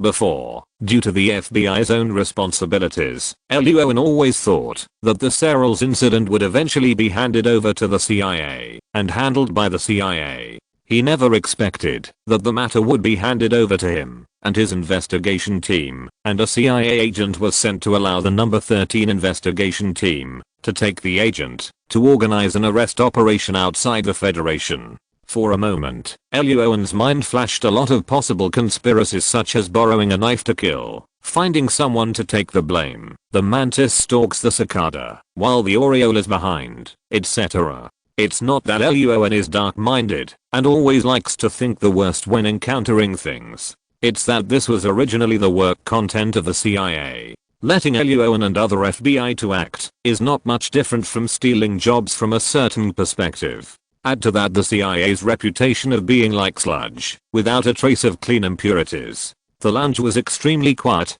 Time passed by minute. Roland was silent for a long time, and finally whispered, "Captain Luo An, do you know Me 6? Chapter 635 CIA, Me 6, Benefits." Hearing the words Roland said, Roan raised his eyebrows and asked, "The people behind Cyril's are from Me 6. Me 6, a familiar name. Anyone who has watched the 007 series of movies knows that it is the Foreign Intelligence Agency of Great Britain, which is almost not even Northern Ireland, and not even the United Kingdom. In addition to Me 6, there is also Me 5. The relationship between the two is similar to that between the CIA and the FBI. Me 6 works abroad, while Me 5 is responsible for domestic affairs." "No." Roland shook his head and replied, "We haven't confirmed this yet." Just as Luo An was about to raise a question, Roland took the lead to explain, "But what you said just now is right.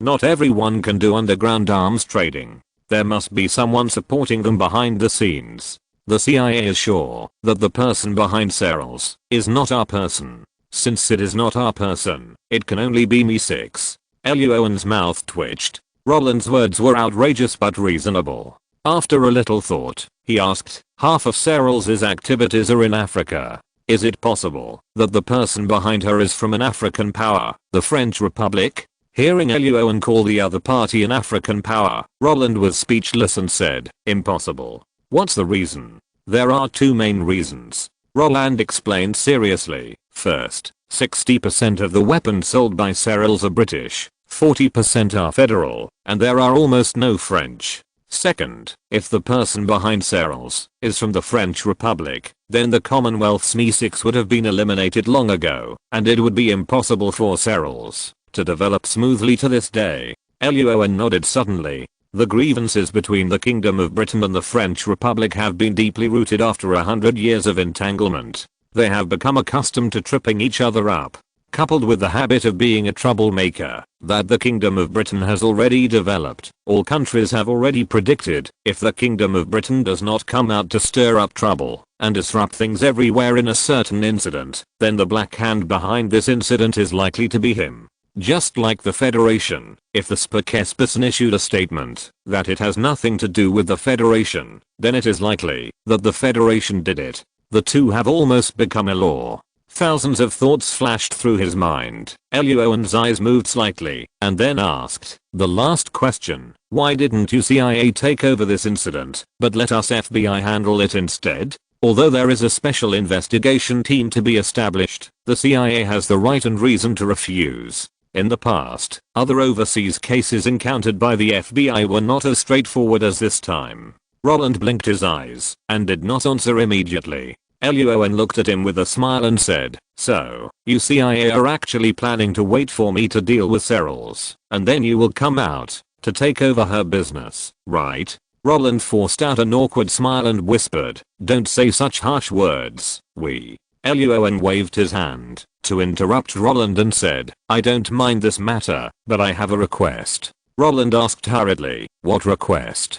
Luo An stretched out his penniless right hand to him, grinning, where is my share? Roland left, walked quickly, and put Mona's matter behind him. Luo An's request was not excessive. Roland could play dumb when Luo An didn't mention these things before, but now Luo An already knew, if he still played dumb, he would be a fool. But Roland didn't have the authority. How much share belonged to Luo An? He needed to go back to ask his superiors to discuss. Watching Roland's figure gradually disappear in the elevator, Luo An curled his lips, closed the door of the office area, and walked towards the meeting room again. Luo An did not intend to give up the operation of arresting Serals. It was a rare opportunity to make extra money. The CIA seemed to be bullying the honest people, but as long as he operated properly, he would not only not be bullied, but he might even be able to bully back. The benefits he would get after the case was closed would not be small. In the conference room, Lassie, Michelle, Chinel, and Winslow were gathered next to Mona to check the computer. Roan asked casually, how is the investigation going? It's really eye-opening. Winslow was amazed. There is too much interesting intelligence in the CIA database. Let's look at those interesting intelligence later. Roan patted Lassie's shoulder, pushed her away with his butt, selectively ignored Lassie's aggressiveness, and asked, the current primary goal is to get close to Serals. How is it? Have you found suitable regular customers? I have sorted out 3 people.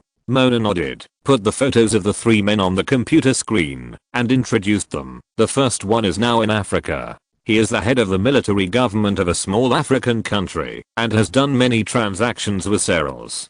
The second one is from a country in South America, and is a big scholar in a city in that country. The third one, also in South America, is the leader of the opposition party of another country's government. He has purchased a lot of arms from Serals, mainly for fighting government forces. They are all talents. Looking at the photos and information in the computer, Luo An raised his eyebrows. Mona tilted her head and asked, which target do you think is suitable? Luo An motioned Mona to enlarge the photo of the second target person and said, the first head of the military government is too difficult to find. Asking him for help may easily expose the news. The third leader of the opposition party is very good at hiding. The local government forces can't find him, and it will be even more difficult for us to find him. Therefore, the second candidate, the big scholar Alma and Christo, is the most suitable. Asking him for help has the highest success rate. Okay. Mona nodded and continued to type on the keyboard. I will investigate and organize the information about Alma and Christo. Don't worry. Luo An smiled and said, the special investigation team has not been formally established. We still have time. I know. After chatting for a while, Lassie suddenly looked around and asked, where is Roland from the CIA? Where did he go? He went back to the CIA to ask something. Luo An replied with a smile. Then he leaned close to Mona and whispered, Mona, help me check something. The process was time consuming but necessary. In the next 2 days, the detectives of the 13th investigation team were divided into 2 groups. One group was responsible for handling the follow-up documents of the bombing case, and the other was responsible for investigating the intelligence of Alma and Christo and Serrals. At 10 AM on Friday, Roland walked into the office area of the 13th investigation team again, and entered the team leader's office with Luo An. Luo An handed him a cup of coffee and said, you've been away for a long time this time. Is my request so difficult to negotiate? Roland smiled, handed the file bag in his hand to Luo An, and said, my superior said that after the special investigation team arrests Serrals, the weapons in Serrals' hands can be sold to us at half the black market price. Are you sure about raising it by half? Luo An raised his eyebrows and asked, is your superior not afraid of losing money if he buys so many weapons at this price? No, there will definitely be people who buy them. Roland laughed. For example, the Mi-6 gang. Serrals has a lot of weapons. If he sells them to Roland's superior at the original price, Luo An will definitely make a lot of money. But Roland's superior is even more ruthless. It is obvious that he intends to take the opportunity to cut Mi-6. TSK. Luo An was amazed again and again. Sure enough, the CIA is still good at making money. There was a black ID in the file bag. He opened it and saw a familiar photo with a line of words written below. CIA Secret Agent, Roan Greenwood.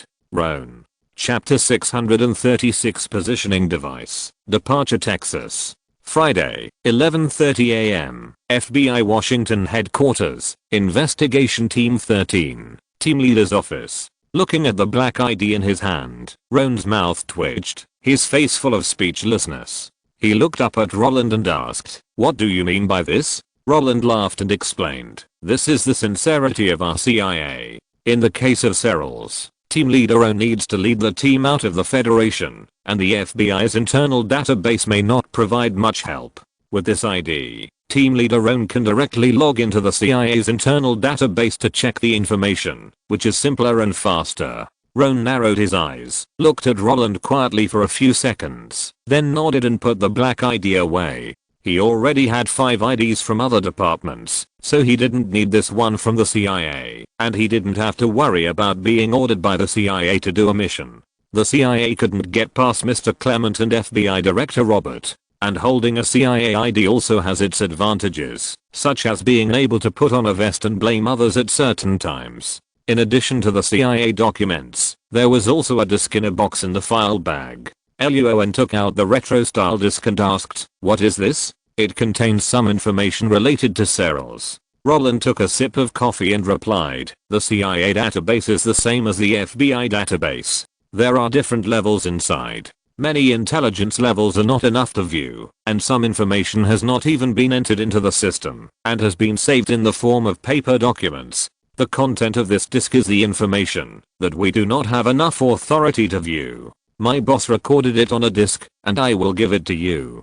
The disk can only be viewed once, and the content will be deleted and destroyed after viewing. Wow. Luo An raised his eyebrows, took a closer look at the retro-style disk in his hand, and asked with a smile, your CIA equipment is really complete. Are the glasses and watches in the movie that will self-destruct after the mission is issued real? I have never seen a self-destructing watch, but there are indeed watch-style bombs that can be remotely controlled to explode. Roland smiled, then he stood up and took out a square metal box the size of a mobile phone from his trouser pocket. After opening it, there was a metal sheet the size of a fingernail that looked very thin. This is the positioning device that our CIA agents wear when they go out.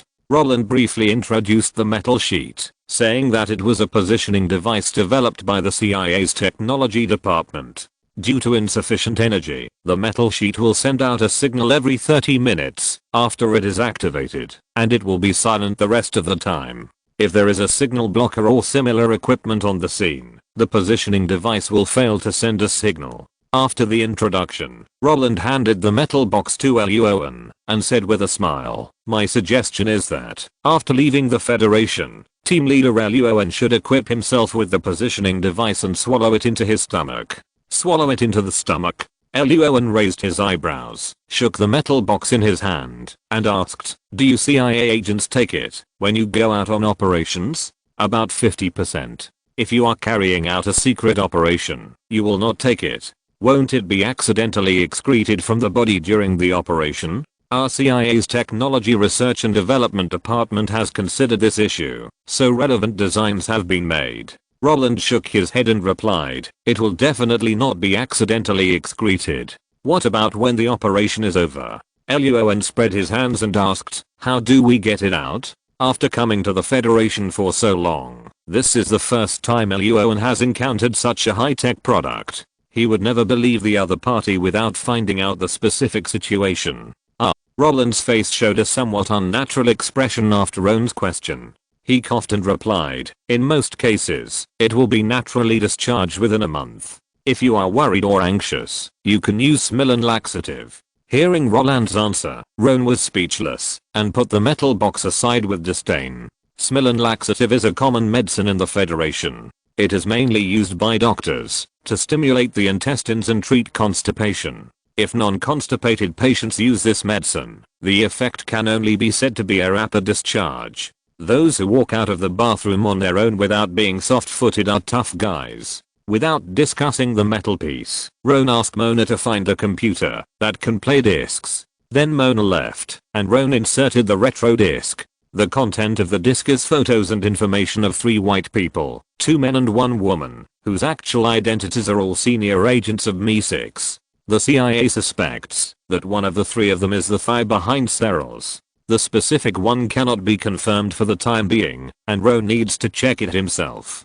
Just as Luo An was reading the information of the 3 people carefully, there was a knock on the door of the team leader's office. Then Lassie stretched half of her body in, shook the folder in her hand, and said with a smile, "Luo An, the document for the establishment of the Special Investigation Team has officially come down." "Good." After opening the file and taking a look, Luo An grinned and said without any nonsense, "In half an hour, we will leave work early today. Everyone go back and pack up and prepare well. We will set off tomorrow." "No problem." Lassie answered loudly and immediately left the team leader's office to announce the news. 5 minutes later, the contents of the disk were automatically destroyed, and Roland left the office area of the 13th Investigation Team. Luo An put the CIA documents, metal pieces, and the documents for the establishment of the Special Investigation Team in a row. After thinking for a moment, he suddenly opened his mouth and put them all away and left the team leader's office.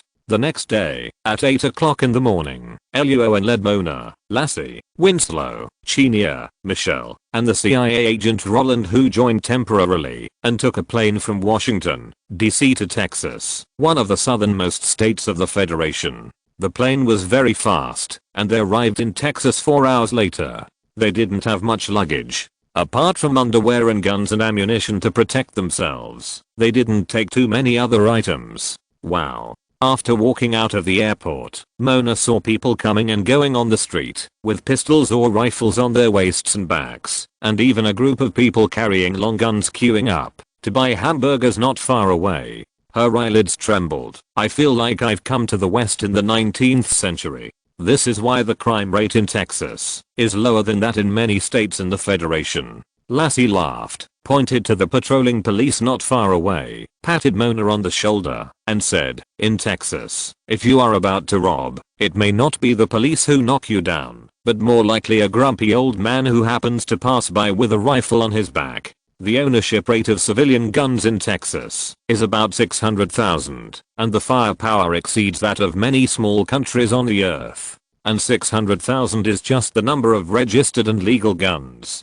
Illegal guns cannot be counted at all, and no one knows how many there are. After renting an 8-seater MPV, the group drove to the hotel that had been booked in advance. At 7 p.m., Luo An took the agents of the 13th investigation team to the hotel's buffet restaurant for dinner. Roland took a few bites of steak and asked casually, "The nearest border checkpoint is less than 40 kilometers away from here. When will we leave the Federation?"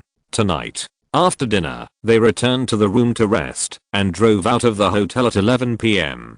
In the dark night, Winslow drove the group south. The further south they went, the more desolate the scenery on both sides of the road became. Under the illumination of the car headlights, there was only yellow-brown soil and withered yellow grass on both sides of the road, nothing else. The wind outside the car was a little impatient, but the car was very quiet, except for Winslow who was driving. Everyone else closed their eyes to rest and gather strength, and no one spoke. After a long silence, Roan suddenly asked, "Winslow, how far is it to the border checkpoint?" "About 10 kilometers. "Okay, stop the car." Hearing this order, Roland, who had been resting with his eyes closed, opened his eyes in confusion, and then he saw Roan holding a black hood that kidnappers used to cover the heads of victims, and grinned at him. Roland. Chapter 637, Reverse Smuggling, Positioning, and War. No, wait a minute. Seeing Luo An holding the hood and smiling at him, Roland's hair stood on end instantly, and he hurriedly shouted, "I don't think I have done anything against Luo An's orders." "Really?" Luo An raised his eyebrows and asked, "Did you take the positioning metal piece today?" "No." Roland shook his head quickly. Luo An, who was sure that the other party was lying through emotional perception, was too lazy to talk nonsense. He threw the hood to Chinia and Lassie, waved his hand and said, "Put it on him." Roland, whose eyes turned black, was about to speak, but Luo An got out of the car first, took out a signal blocker and a rope, and began to tie it to Roland, and explained calmly, "Don't worry, I don't plan to do anything to you, but the situation next is not suitable for you to see, so you need to cover your eyes. In addition, we will not leave from the border checkpoint this time, and the specific method will be kept confidential. The positioning device in your body is a trouble, so I tied the signal blocker to you, understand?" Roland's mouth twitched, and he didn't know what to say. Roan was too lazy to explain too much to him. He turned around and walked to a distance with Mona and asked, "What's the situation?" Mona shook the phone in her hand and said, "The other party will be here soon, and it will take another 5 minutes. "Okay." Roan nodded, looking at the darkness in the distance in silence. Mona looked at Roland, who was complaining to Lassie not far away, and whispered, "Why don't we just abandon that guy?" After the agents left work early yesterday afternoon, Roan quietly called everyone together in the evening and briefly introduced the plan he had made for this operation. The plan was not complicated. Roan did not plan to leave the federal border checkpoint openly, because it would leave clear traces, so he planned to take people out smuggled. For this reason, Roan had contacted Mona's father, Javery Evans, and asked him to help find a smuggler friend who was in this business. The smuggler friend would lead the agents of the 13th investigation team to leave the Federation and prepare a false identity information for them. The reason why Roland was given a hood was that he didn't want him to see the route of the smuggling. The reason why he was tied with a shielding device was that he didn't want his route and plan to be discovered by the CIA. Seeing Mona's puzzled face, Luo An paused for a moment and briefly explained the FBI's procedural regulations that when operating abroad, CIA agents must be involved. Finally, he concluded, "Roland is not important, but we need his identity." Although Luo An also got a CIA agent certificate, he was still an FBI agent in terms of procedure, and could not submit a report in the name of the CIA. Mona suddenly realized and stopped asking questions. 5 minutes later, a shabby pickup truck slowly stopped not far away. Luo An took a shoulder bag from Mona and walked over. The door of the pickup truck opened, and 2 middle-aged white men with unshaven beards and a faint odor came down. Luo An didn't waste any words. He threw the bag to the other party and said expressionlessly, 7 people, $35,000. For simple smuggling, the other party only needed $1,000 per person, but with the fake identity, the price became $5,000 per person. The two white men opened a bag and looked at it. After confirming the amount of money, they nodded and patted the back of the pickup truck. Luo An also waved to Mona behind him, signaling everyone to get in the car. The pickup truck looked shabby but powerful. It pulled 7 people forward at a fast speed and soon arrived at a very open area. 2 middle-aged white men got out of the car, looked around, and then pulled out a wooden board in a piece of dust that looked normal not far away. Under the wooden board was a tunnel as high as a person. There are many such tunnels on the border between the Federation and Mexico. No one knows how many there are. Most of them are used by criminal groups to smuggle flour or traffic in people. Following a white man in the tunnel, it took more than an hour to reach the end. They climbed up the ladder and left the tunnel. At this time, they had appeared in an area within the territory of Mexico. It took about 30 minutes to walk to the nearest city. Throwing the fake ID to Roan, the white man entered the tunnel again and left. Looking at the lights flickering in the distance, Lassie raised her eyebrows. Others are smuggling from Mexico to the Federation, but I didn't expect that one day I would be able to smuggle from the Federation to Mexico. I really didn't expect it. Winslow also smiled and patted the dust off his body. This is my first time to smuggle in the opposite direction. Chinia tightened the signal blocker on Roland, then turned her gaze to the fake ID in Roan's hand and asked, what should we do next? Mexico is in North America, and our target person Alma and Cristo is in South America. There is still a long way to go. This part of the journey is easy. Franklin will help us. Roan answered Chinia's question casually, then put the fake ID into the backpack in Mona's hand, and whispered, find a chance to burn them all later. The purchase of these fake documents was still a misleading clue deliberately left by Roan. He had no intention of using these purchased identities to act. Okay. Mona nodded. Roan said nothing. He pointed to the city with lights flickering in the distance, and waved his hand. Let's go. Whether in North America or South America, the federal dollar is a hard currency. Roan didn't know many people, except when they met, but the moment he saw Franklin and the pistol, the two sides became friends. After arriving in South America smoothly, Roan and others used their new fake identities to easily check into a hotel in Rio de Janeiro. In a suite, Winslow and Roland were sitting at a coffee table nearby playing cards. At this time, Roland no longer had a signal blocker on him, and the positioning metal sheet in his body was also cleaned. The processing process was relatively simple. Anyway, Roland's thighs were shaking, and his face was pale during that time. On the other side of the suite was a restaurant. At the long dining table in the middle of the restaurant, Mona and Michelle were sitting in front of a laptop computer, typing on the keyboard to investigate information. Why don't we change our target? After a moment, Mona looked at Roan speechlessly and said, Alma and Cristo is a very cautious big shot. He brings a lot of subordinates with him wherever he goes. Even when he has sex with a woman, he will leave 4 or 5 people outside the room to observe the situation. It is too difficult to convince such a person to contact Cereals for us. We have no way to contact him at all. Lassie and Chinia went out for a field investigation. Maybe they will find some useful information. Roan smiled, picked up the coffee pot, and poured Mona a cup of coffee, and asked with a smile, you mentioned that Alma and Cristo has women. Can we start with his women? I'm afraid not. Mona didn't speak, and Michelle next to her replied, Alma and Cristo has 4 women in total, and he has equipped each woman with at least 5 bodyguards. They are called bodyguards, but they look more like monitors. In the past, Alma and Cristo also had a woman. Some enemy wanted to use the woman to abduct the woman, and forced Alma and Cristo to. The method is always more difficult, so you don't have to worry. After, Alma bought a large number of weapons and ammunition in Salas. Chinia did not sell Guanzi, and quickly explained, the reason he bought these ammunition was because someone was going to fight business with him. Chapter 638 Clues. Prepare for action. South America, 12 noon, a suite in a hotel in Rio de Janeiro. There is a new buyer. After Chinia finished speaking, Winslow asked in surprise, what's that guy's name? He is a local here, and his name is too long for me to remember.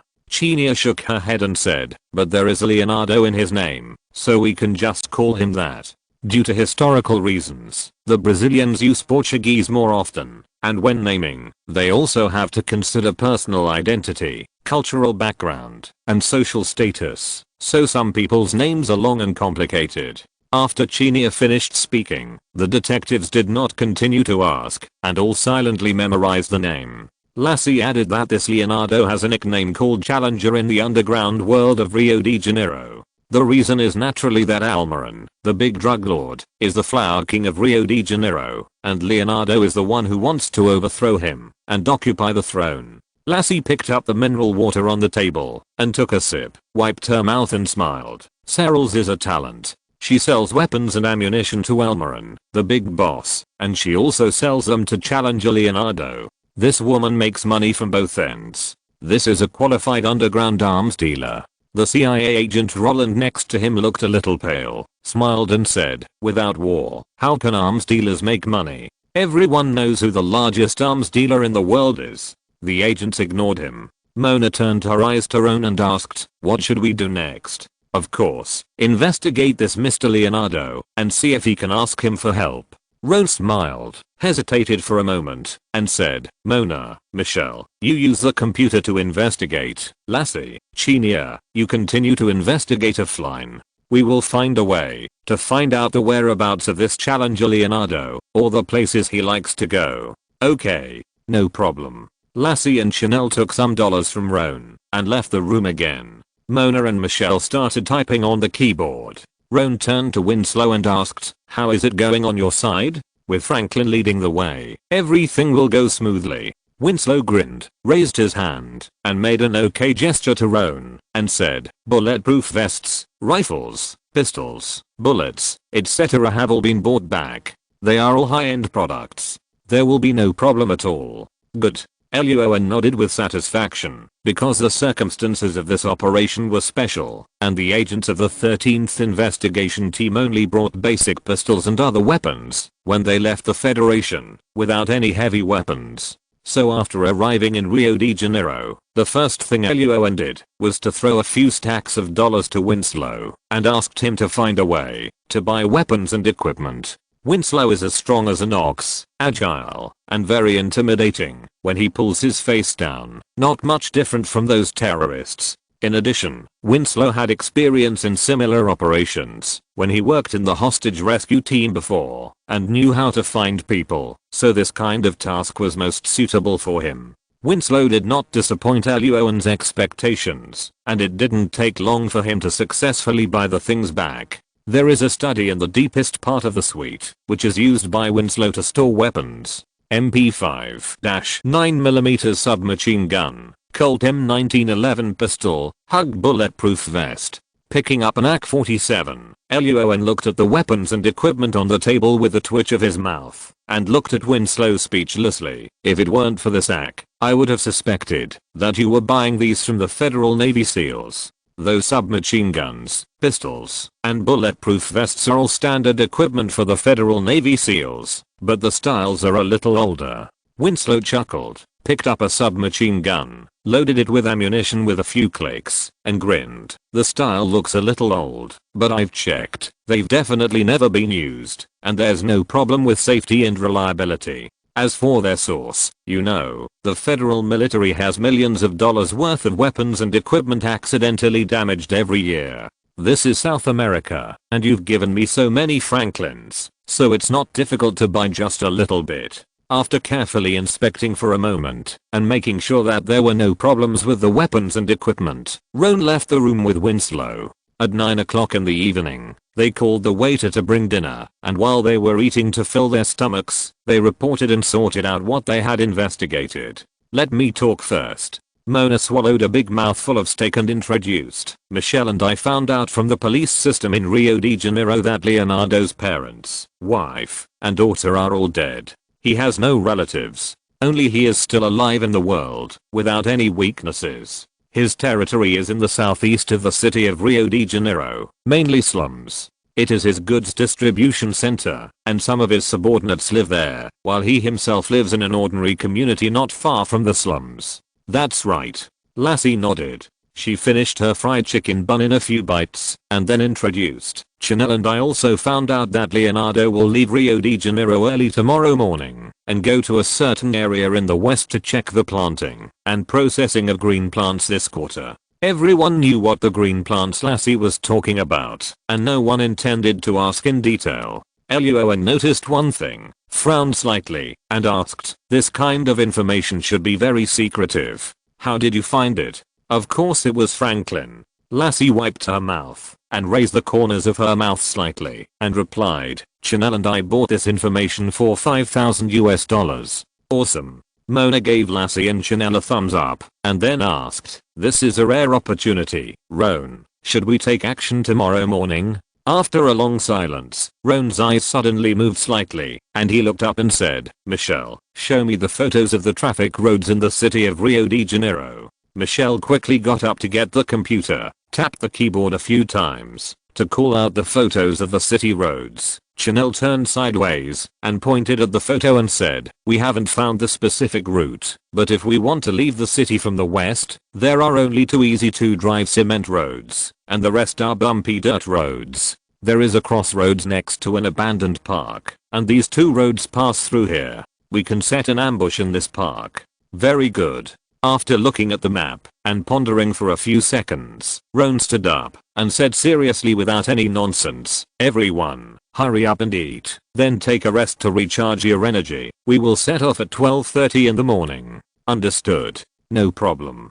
Time quickly came to midnight at 12:30 in the morning, and all the agents went into the deepest room of the suite to get their equipment, and then went downstairs to the parking lot. Roan, Lassie and Roland drove the first car in front, and Mona, Chinia, Winslow, and Michelle drove the second car closely behind, and the group quickly headed to the west of the city of Rio de Janeiro. At this time in 2006, the infrastructure level of the city of Rio de Janeiro could only be said to be average. The concrete roads did not have the coverage of later generations, and many places were still dominated by dirt roads. The two cars soon arrived at the target area. When Winslow was about to drive to the abandoned amusement park in the distance, Roan suddenly pressed the communicator and ordered, "Stop moving forward, drive the car to the side and hide." Winslow was a little confused, but he immediately turned the car around as ordered. Lassie, who was sitting in the back seat of Roan's car, asked, "What's wrong?" "Don't worry, let's wait a moment." Roan also slowly drove the car to the side of the road, turned off all the lights and hid. Both cars disappeared into the dark night. Roan pressed the communicator to open the public channel and asked, "Ronaldo will leave Rio de Janeiro early this morning. Do you feel something is wrong?" Winslow and others in the second car immediately concentrated on thinking. Lassie frowned slightly. "We bought this news." "You mean, the news is false, and we were deceived?" Roan shook his head and was about to explain when fierce gunfire suddenly rang out in the originally quiet night sky in the distance. Chapter 639. The event behind the event. The target person. Bang, bang, bang, bang, bang, bang, bang. The fierce gunfire instantly tore the originally silent night sky apart, and the flickering firelight also attracted people's attention in the dark background. Shit. Damn it. The people in the two cars had just focused their attention and waited for Roan's words in the communicator with full concentration. The sudden gunfire scared them all. While cursing subconsciously, they all raised their weapons and prepared for battle. "Don't panic. Stay calm." Roan was also attracted by the gunfire. After reacting, he immediately reached out and pressed Lassie's pistol and at the same time pressed the communicator and ordered loudly, "Don't move. These gunshots have nothing to do with us." The people in the two cars immediately relaxed a little after hearing this. Roland's eyes moved, and he thought of something, and asked anxiously, "Is this a trap? Is this a bait?" At the same time, Chinia's voice sounded in the communicator, and she also thought of this. It was just speculation before, but now it's certain. Looking at the orange-red flames flickering in the distance, Roan saw that Lassie was still puzzled, so he sorted out his weapons and explained, "I have always thought that as a challenger who is capable of challenging Almiran, the underground emperor, Leonardo cannot be a brainless guy. If he is not careful, information such as his whereabouts can be easily bought by outsiders with money, and he would probably have been thrown into the cement by the enemy, to be used as a bridge pier. Roland nodded repeatedly with a serious face, and Lassie suddenly realized, so, the news I bought with money is actually a bait deliberately released by Leonardo. That's right. Roan loaded the bullet with a click, and continued to explain, we have just arrived in Rio de Janeiro for a short time, and we can find out that Leonardo plans to challenge Almiron, and seize his throne. Then Almiron must also know this news, otherwise he would have been kicked off the throne long ago. Lassie frowned slightly, and then analyzed, since the news that Leonardo released, that he was going to leave Rio de Janeiro was a bait to lure Almiron, would Almiron be fooled? There's no way he couldn't see it. Snap, stuffing the magazine into the pocket next to the bulletproof vest, Roland looked at Roan with admiration, and said with a smile, if I were Almiron, even if I knew it was a bait released by Leonardo, I would try to send people out to ambush and attack. If it succeeds, the challenger Leonardo, who is my biggest threat, will die successfully. If it fails, it doesn't matter. Anyway, I have plenty of subordinates. If they die, they die. It doesn't matter if there are only a few people. Winslow, Michelle, and Mona in the second car nodded repeatedly. Lassie's eyes lit up, and just as she was about to speak, Roan shook his head and said, no, Almiron won't try to send people over. He will definitely send elite men to ambush here. Roland was a little surprised to hear this, and looked at Roan with suspicion. What? Lassie also turned her gaze to Roan. She didn't understand what Roan meant by the following words. Because Leonardo's acting is so real. Luo An smiled, pointed to the abandoned amusement park in the distance where the sound of gunfire continued, and said, Almiron has been entrenched in this city for many years. It is not easy to deceive him. It is not easy to just find a substitute or a subordinate to pretend to be yourself. The best way is to go there in person and actually take a car to the west, so that Almiron's informants or subordinates can see it. Only in this way can the scene be real enough. And the master of this kingdom, Almiron, cannot fail to see that this is a play performed by Leonardo for himself, but he will still send people out to act with Leonardo. The reason is similar to what Roland said just now. Almiron really wants to kill Leonardo. The difference is that Almiron can be sure that Leonardo is really here, and he will definitely use his trick against him, and send elite soldiers to kill Leonardo tonight. In short, tonight is a rivalry performed by two actor kings with tacit cooperation. Leonardo uses himself as bait to lure Almiron to send someone to kill him. Almiron knew it was a bait, but he still chose to use the trick to send elite troops. Leonardo knew that the other side would most likely send elite troops, so he also made preparations in advance, and the sound of the long-lasting exchange of fire in the distance was proof of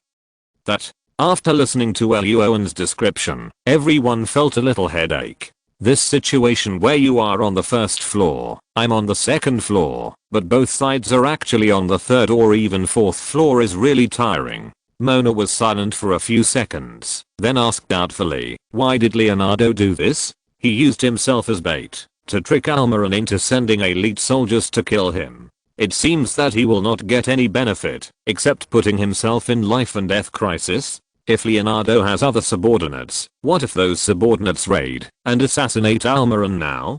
Luo An narrowed his eyes and analyzed, with all the elite soldiers out, there may not be many guards left around Almiron. As long as another wave of subordinates successfully raid and assassinate Almiron, the city will belong to Leonardo tomorrow. Of course, Almiron may also be able to see this, so he set an ambush beside him, waiting for Leonardo's men to fall into the trap. X6. After listening to these intrigues and inside analysis, Winslow, Mona, Lassie, and Roland were all frowning, not knowing what to say. At this time, Michelle, who had been silent and always paying attention to the battlefield in the distance, asked, then what should we do next? Wait for the battle between the two sides to end? Yes, I've said so much, just to wait for the people inside to decide the winner.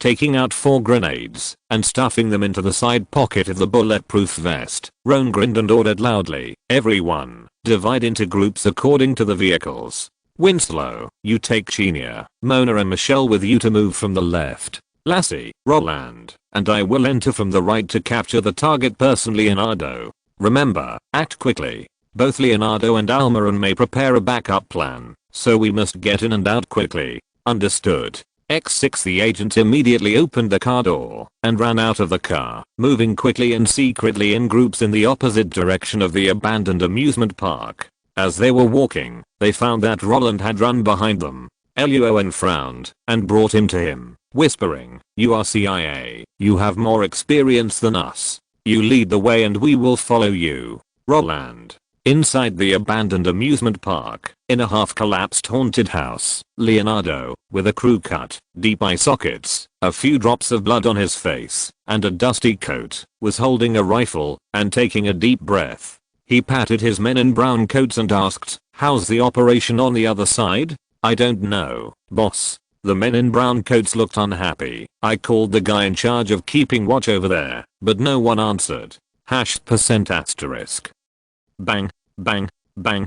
Raising his gun and shooting an enemy holding an AK and preparing to shoot, Lassie carefully observed the surroundings with a frown on her face. "Where is the target person?" "Follow me." Luo An, who had activated emotional perception, clearly felt the two people gathered together and immediately led Lassie and Roland towards the haunted house. At this moment, the communicator beside his ear suddenly rang, and Winslow said in a hurried voice, "Everyone be careful. A new enemy has appeared. If we are the third party, this group of people seems to be the fourth party." Chapter 640. Successfully snatched people and left Rio de Janeiro. The fourth party? In the abandoned amusement park, Lassie frowned as she heard Winslow's words on the communicator and walked forward cautiously with a submachine gun in hand. "What's going on tonight? Who is this person?" It could be one of Leonardo's enemies who wants to take advantage of the opportunity to add insult to injury, or it could be someone from Almiron's side,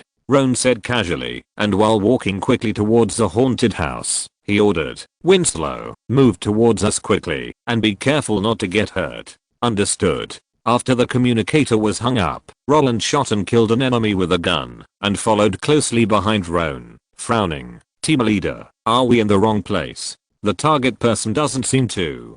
"Get down." Bang, bang, bang. Before Roland finished speaking, Roan suddenly shouted to get down, and then a burst of bullets suddenly shot towards them from the direction of the haunted house. "Damn it." Lassie reacted quickly. Upon hearing Roan's order, she immediately rolled on the ground and hid behind the bunker next to her, keeping her head down to protect herself. Roan turned his eyes to Roland and found that this guy reacted even faster. He hid directly behind a three-sided obstacle next to him. He was the safest among the three people present. A flash of silence flashed in his eyes, but it was not the right time to talk nonsense. Roan waved his hand and made a few silent gestures, indicating that he would break through from the left, and Lassie and Roland would surround from the right. The two understood and nodded. The next second, Roan used emotional perception to locate the enemy's position in the haunted house, took out two grenades from his pocket, and threw them over. Boom. Boom. The grenade exploded deafeningly, and the sound of the opponent's shooting stopped instantly. Roan took this opportunity to step hard on the ground and suddenly rushed forward. With a flying pounce, he jumped over the half-collapsed wall. Roland and Lassie, who were hiding in the corner, ran out to the right at the same time. He was very surprised to see Roan's speed. He felt that Roan's figure flashed and disappeared in his sight. Behind the wall was a very messy small room. It should have been the lunch for the haunted house staff. Because of the grenade, Leonardo and his four men who had just gathered all lowered their heads to guard. Bang, bang. The next second, the two men standing on the left felt a dark shadow suddenly appear beside them. Before they could react, the gunshot suddenly rang out. The watermelons of the two people were instantly shattered, and their bodies softened, and were about to fall to the ground. Fouquet. Shoot. Shoot quickly. Leonardo and his two men were shocked. They didn't understand why Roan, who was just opposite, suddenly ran here, but the reason was no longer important. The most urgent thing was to shoot and kill the enemy. Hearing Leonardo's order, the two men quickly turned their guns to prepare for attack, and Leonardo himself raised his rifle to aim at Roan and pull the trigger. Bang. Without waiting for the three men to shoot, Roan, after killing two of his men, kicked them before their bodies fell to the ground. The bodies flew towards Leonardo and the other two under the terrifying force. "Son of..." Leonardo and his two men quickly bent down and turned sideways to avoid the bodies. At the same time, Lassie and Roland also ran to the other side, aimed their guns at the two men, and pulled the trigger. Bang, bang, bang, bang, bang. 4 gunshots. The two men bent down and could no longer stand up and fell directly to the ground. Leonardo was about to shoot back, but Roan moved to his side in an instant, grabbed the rifle in his hand, and forced the muzzle up. Bang bang bang bang bang. A series of bullets were all fired, and Leonardo raised his knees and hit Roan's crotch hard, cursing, "You guys are just a bunch of bastards." Bang. With his knees raised to block Leonardo's move to cut off his offspring, Roan was too lazy to talk nonsense and directly hit Leonardo's chin with a hook. A sharp pain came, and the body's protection mechanism made Leonardo roll his eyes and faint instantly. Bang. Throwing the fainted Leonardo to Roland, Roan ordered, "Prepare to retreat. Lassie, you cover Roland." Understood. Roland and Lassie immediately prepared to leave this place. Roan pressed the communicator and asked, "Winslow, how are you guys?" "We are fine." Winslow said that the 4 of them had a brief exchange of fire with the newly appeared enemy, but they were not injured and were heading towards Roan.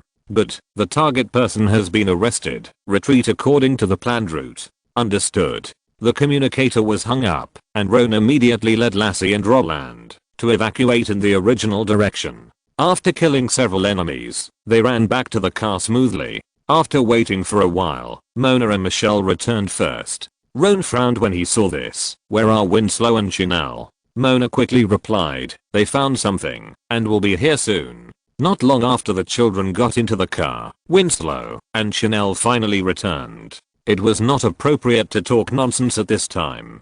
Roan immediately started the car and rushed away. "Those bastards. Damn it.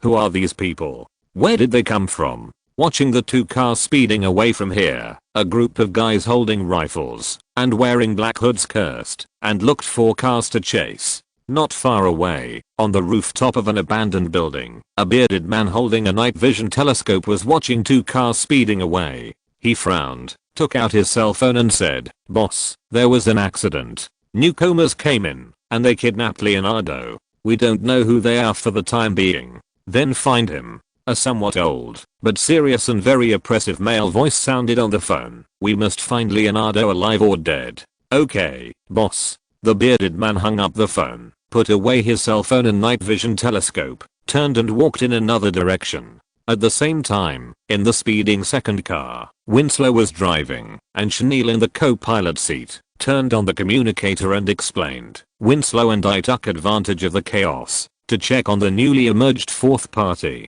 They all have a tooth-like tattoo on their bodies. This kind of tattoo is the mark of a subordinate of one of Leonardo's men." The words were a bit confusing, but Roan understood what Chanel meant. "You mean, one of Leonardo's men betrayed him, right?" "That's most likely the case." Chanel nodded and replied, "After all, the newly emerged 4th party doesn't look like they are preparing to rescue Leonardo. Is this Almiran's backup plan?" Lassie thought for a moment and suddenly realized Almiran guessed Leonardo's plan and bribed one of Leonardo's men in advance, preparing to let his men take the opportunity to kill Leonardo tonight. "None of these people is simple." Roan smiled. "Anyone who can make a name for himself in the underground world must have an extraordinary brain." Moan looked at the scenery rapidly receding outside the car window and asked, "Where are we going next?" "Now that Leonardo has been taken away by us, not only will Leonardo's men be looking for him frantically, but his rival Almiran will definitely send people to search for him.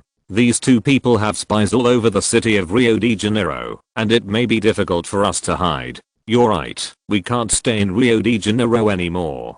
The 2 cars moved forward quickly, and Mona and Michelle were surprised to find a small airport not far away with several small planes parked inside. Roan smiled and added, "Our next stop is Brasilia. If you're listening to this novel on a channel other than Fanfic World, it means they downloaded and uploaded it without effort. We cordially invite you to visit our channel, Mundo Fanfic Novelos. There you'll find the original version of this story and you can explore many other novels of various genres. We're waiting for you to immerse yourself in a world of incredible novels." Chapter 641. The villain leader Luo An wants to improve too much. Leonardo felt like he was dreaming. In the dream, he used himself as bait to lure the old man Almaran to send the elite around him to kill him. He sent another group of people to raid Almaran, who lacked protection. However, these people were also a cover.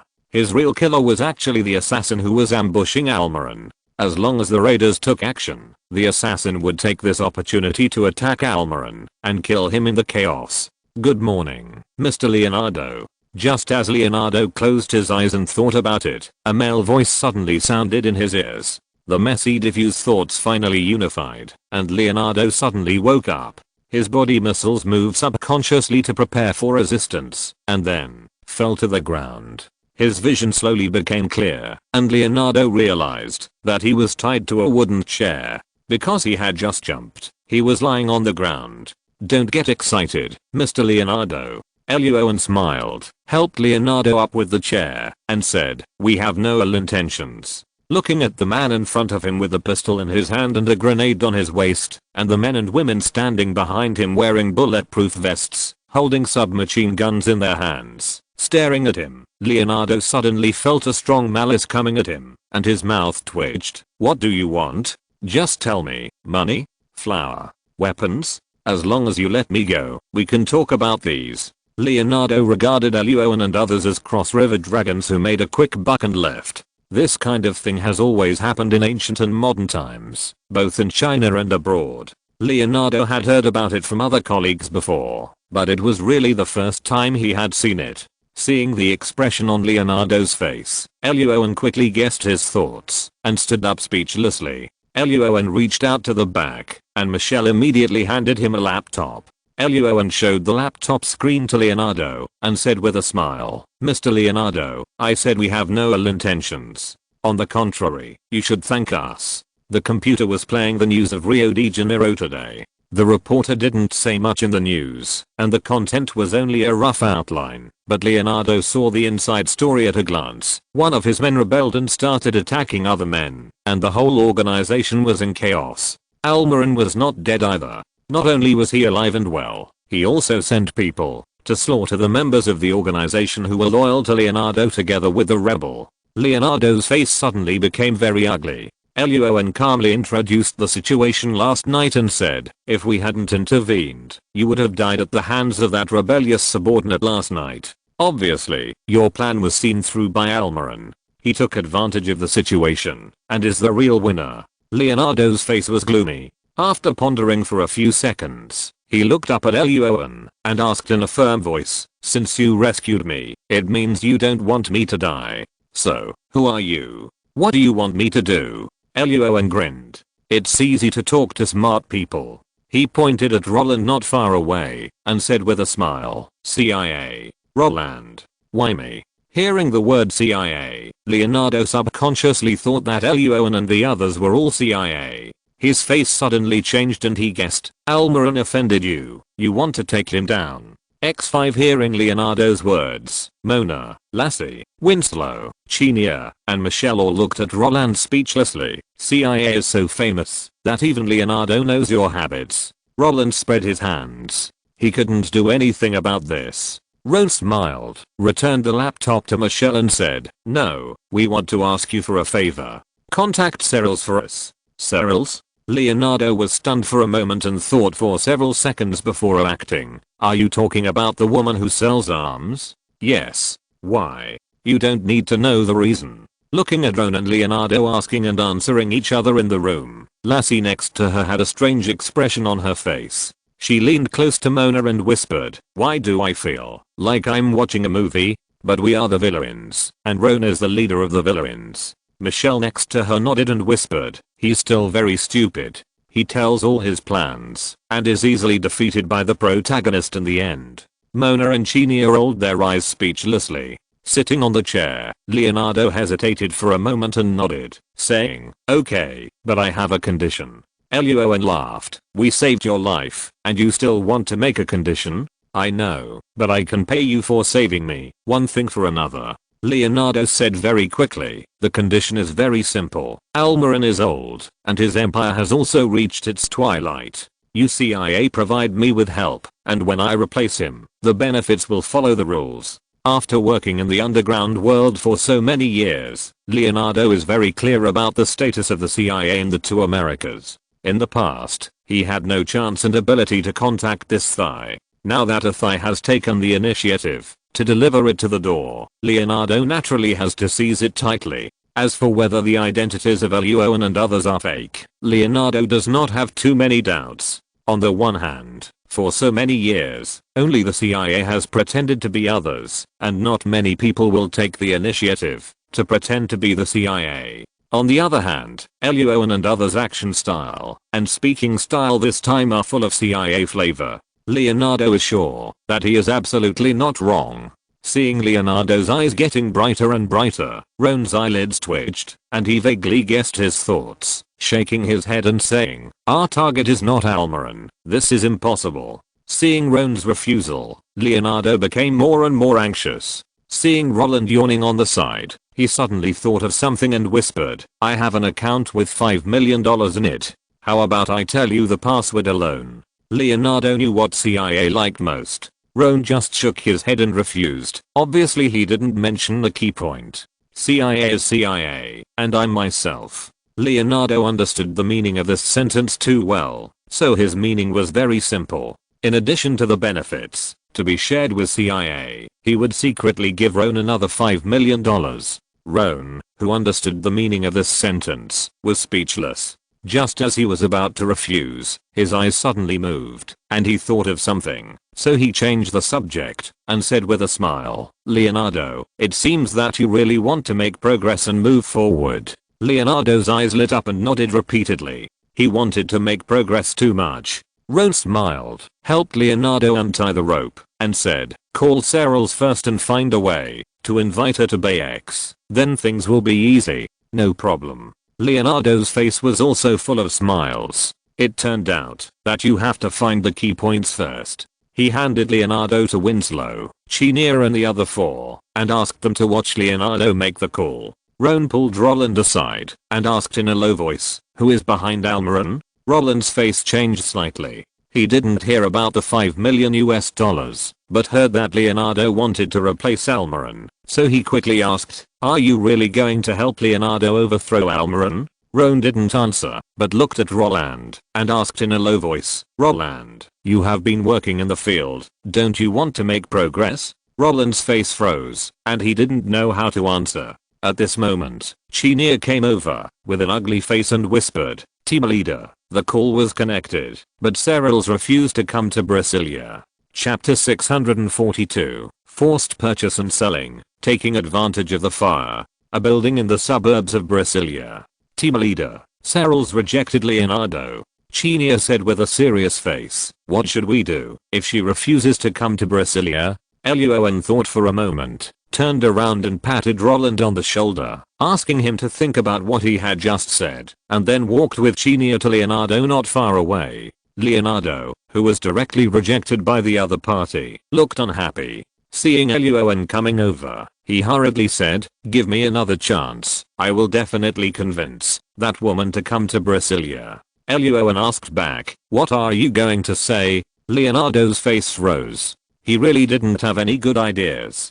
Serals, that woman, had been engaged in arms trading and rarely got involved in the struggles between various local forces. Mona, Winslow and Lassie next to them all looked very ugly when they saw this scene. If Serals didn't come to Brasilia, then they would have wasted so much time in vain, and all their efforts would have gone to waste. Time passed by, and beads of sweat gradually appeared on Leonardo's forehead. At this moment, Luo An suddenly said, "I have an idea." Everyone looked up at Luo An. Luo An briefly told Leonardo about his plan, and Leonardo's face twitched after hearing it. Lassie and others beside him had doubts in their eyes. They doubted whether Luo An's plan would succeed, but it was not appropriate to question Luo An in this situation, so they took their submachine guns and turned their eyes to Leonardo. Leonardo hesitated for a moment and pressed the phone number again. The call was quickly connected, and a female voice with a lot of rock sugar, but no emotion came from the phone. "Sorry, Leonardo, I just said that I'm just a businessman, and I'm not responsible for resolving conflicts between customers." Taking a deep breath, Leonardo said coldly, according to the plan that Luo An had just given him. I know, so this time I want to buy something from you. Oh. Hearing that Leonardo wanted to buy something from him, Salas immediately became interested, and his tone was slightly excited. What do you want to buy?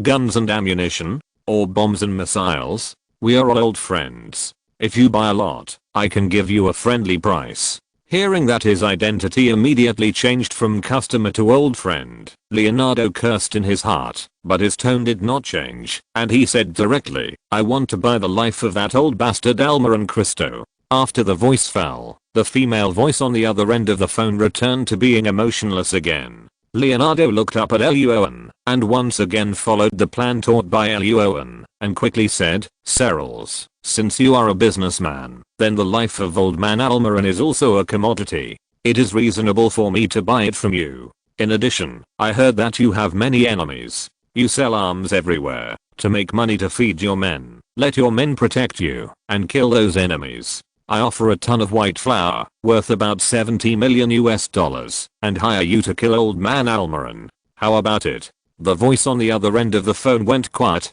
Mona, Winslow, and Lassie all held their breath, and stared at the phone in Leonardo's hand. Leonardo also raised his hand, to wipe the sweat from his head. He was the most nervous one at the scene.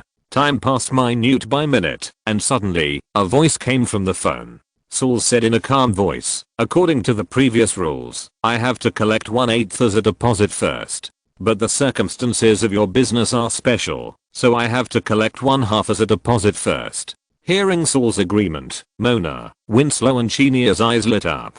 Leonardo also breathed a sigh of relief and agreed, no problem, as long as you arrive in Brasilia, I can deliver the goods to you. Wait a minute. At this moment, Saul suddenly stopped Leonardo. Leonardo on the other end of the phone frowned immediately, and Mona, Winslow and Chenia's faces also changed slightly, staring at the phone tightly. Under everyone's nervous gaze, the voice of Serals came from the phone. She said in a calm voice, Leonardo, I have never been in the business of white flour, so I have no use for it.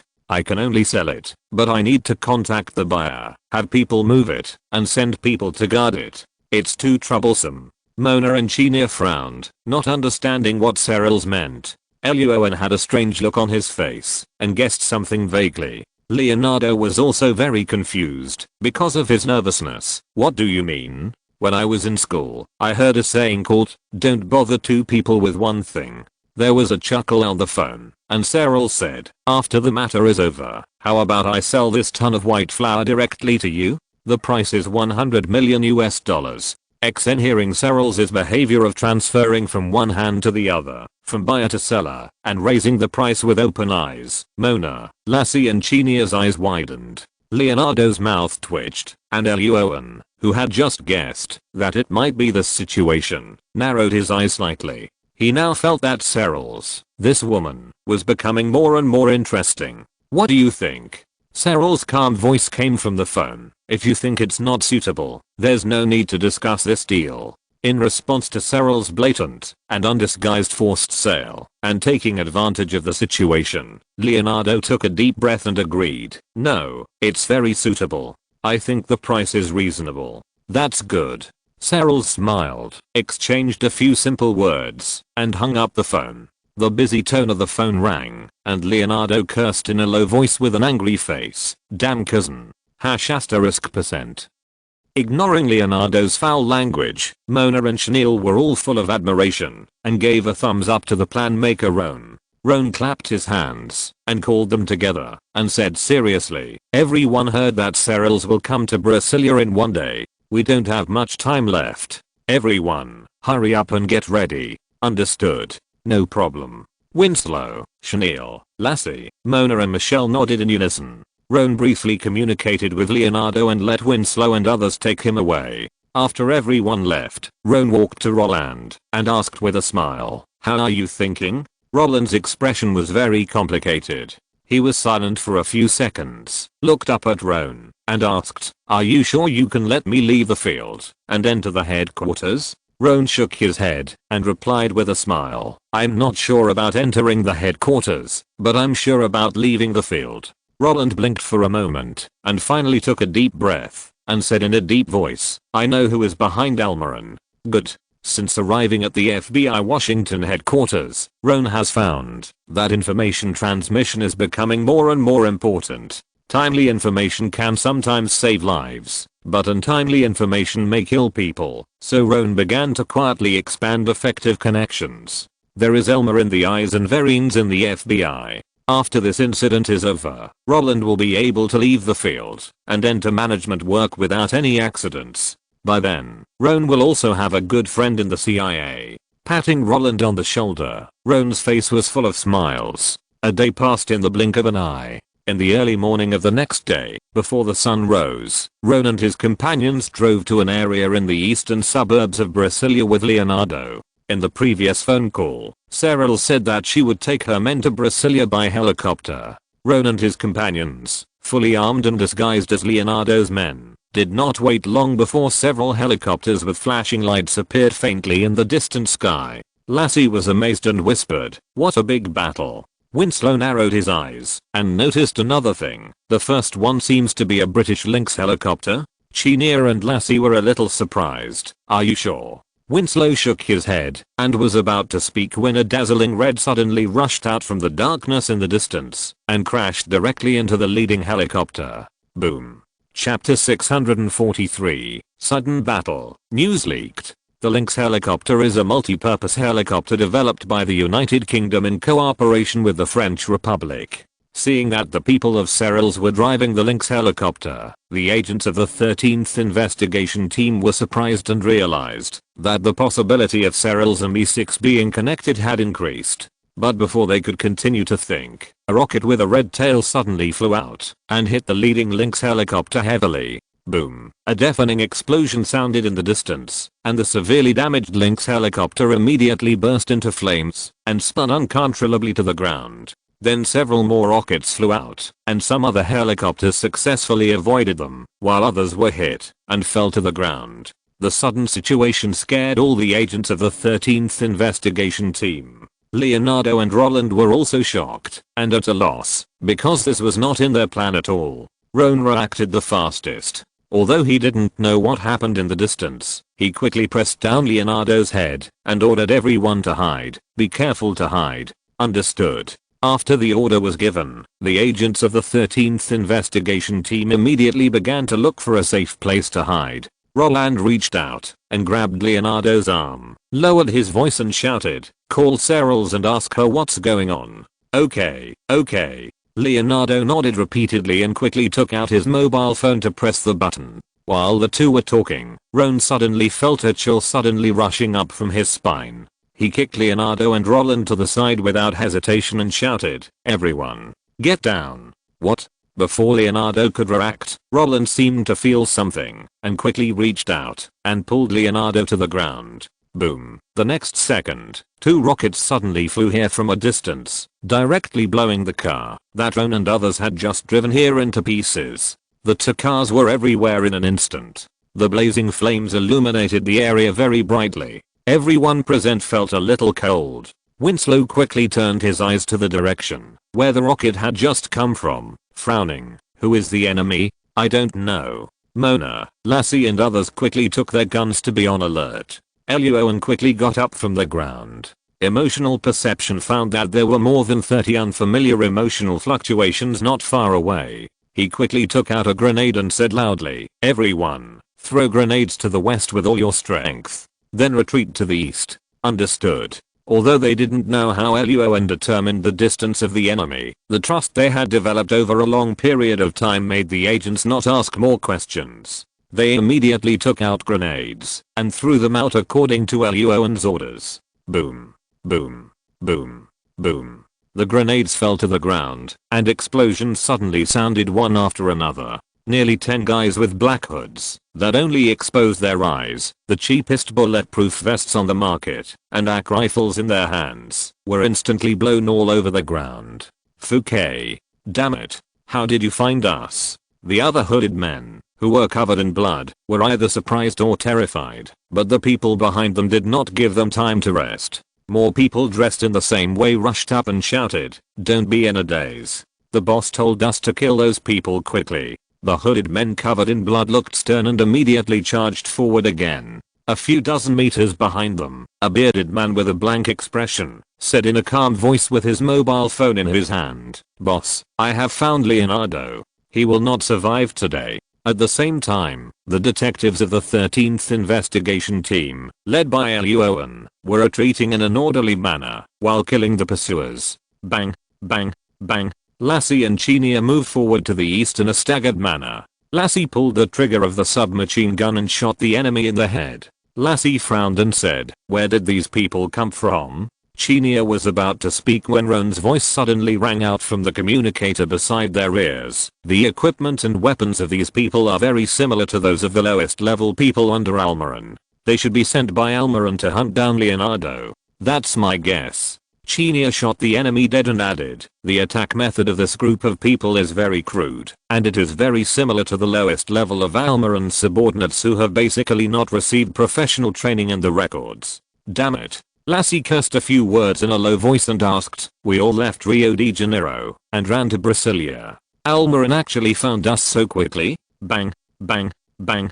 After 3 shots to the head of the 3 masked men, Roan said calmly, "Almiron has been in Rio de Janeiro for decades, so it's normal for him to have some friends in Brasilia." Lassie's face was ugly, and Chinia pressed the communicator and asked, "Team leader, what should we do next? Retreat directly?" "No." Roan glanced at the direction of the helicopter just now, narrowed his eyes, and said in a deep voice, "Everyone follow me closely. Let's move towards the northeast together." The place where the helicopter was hit by the rocket just now is still a long distance away from them. Roan can be sure that the people who attacked Serrals are not the same group as the group that attacked them. Although he doesn't know the identity of the group that attacked Serrals, it is the best plan to go to that battlefield at the moment. On the one hand, after so many days of hard work, it is not easy to lead the target person Serrals to Brasilia, and he must not give up halfway and leave directly. On the other hand, there are so many pursuers behind him, and it is unrealistic to keep running away.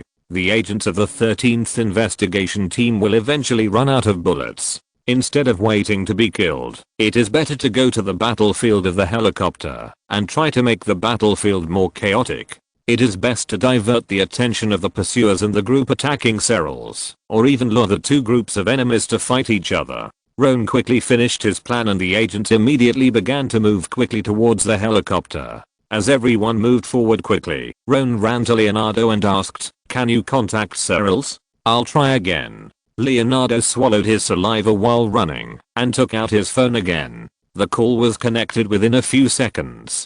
Gunshots were heard in the background.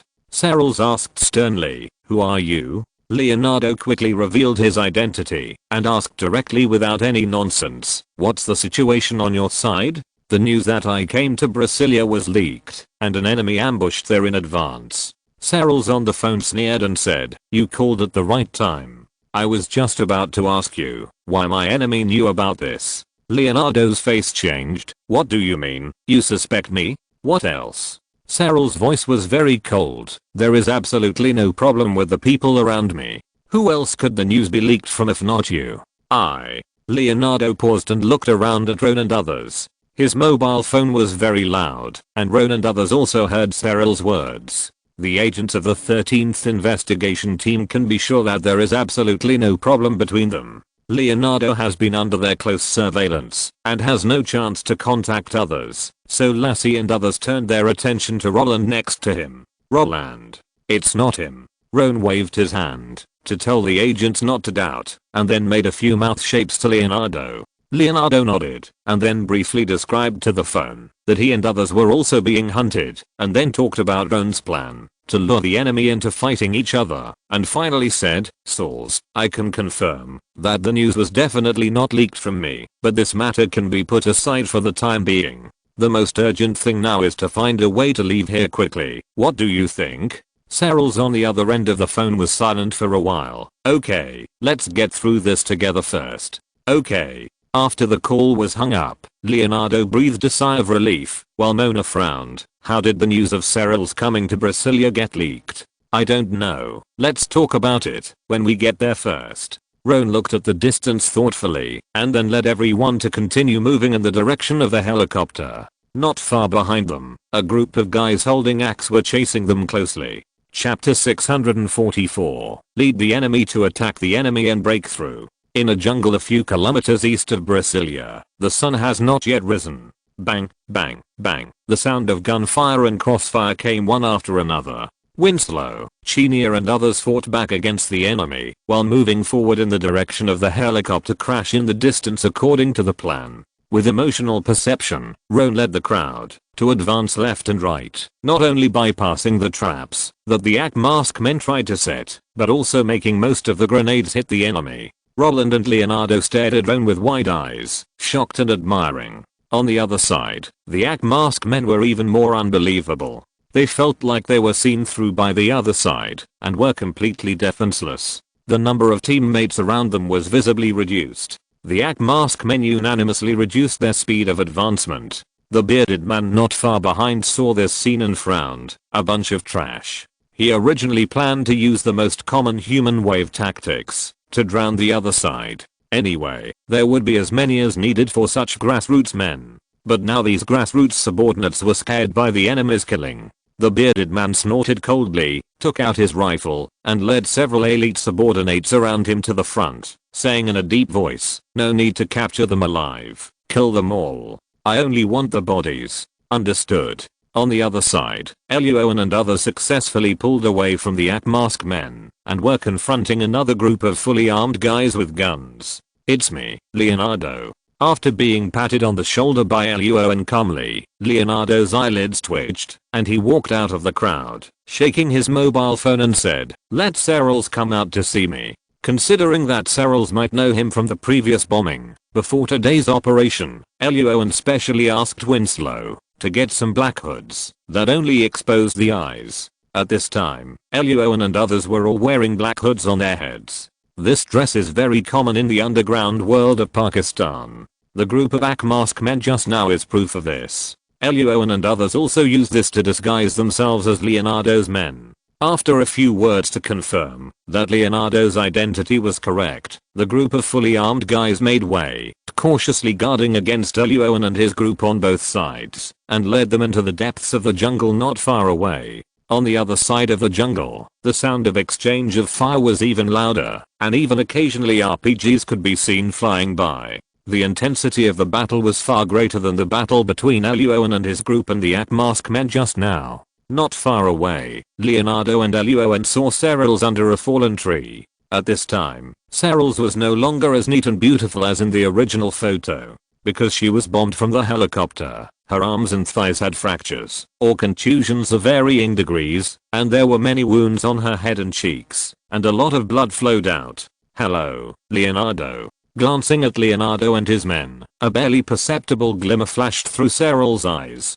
She raised her hand to wipe the blood from the corner of her mouth and said coldly, "I've lost a lot on this deal. You have to pay more." "No problem." Leonardo grinned, saying that as long as Almiran died, everything would belong to him, and Serrals would definitely not have a problem with this. While Serrals was talking to Leonardo, Roan was observing Serral's men without making a sound. In addition to the people fighting in the distance, there were about 10 people in this open space who were also fully equipped. Most of them were men, and the only women were Serrals himself and a black female subordinate who was treating Serral's wounds. Seeing the black female subordinate treating the wound, Roan touched his pocket thoughtfully. After a few simple greetings, Serrals asked, "Renato, there are pursuers behind you, and there are enemies in front of me. These two groups have trapped us on the left and right. You just said that you plan to let them fight each other. How to do it specifically?" "It's very simple."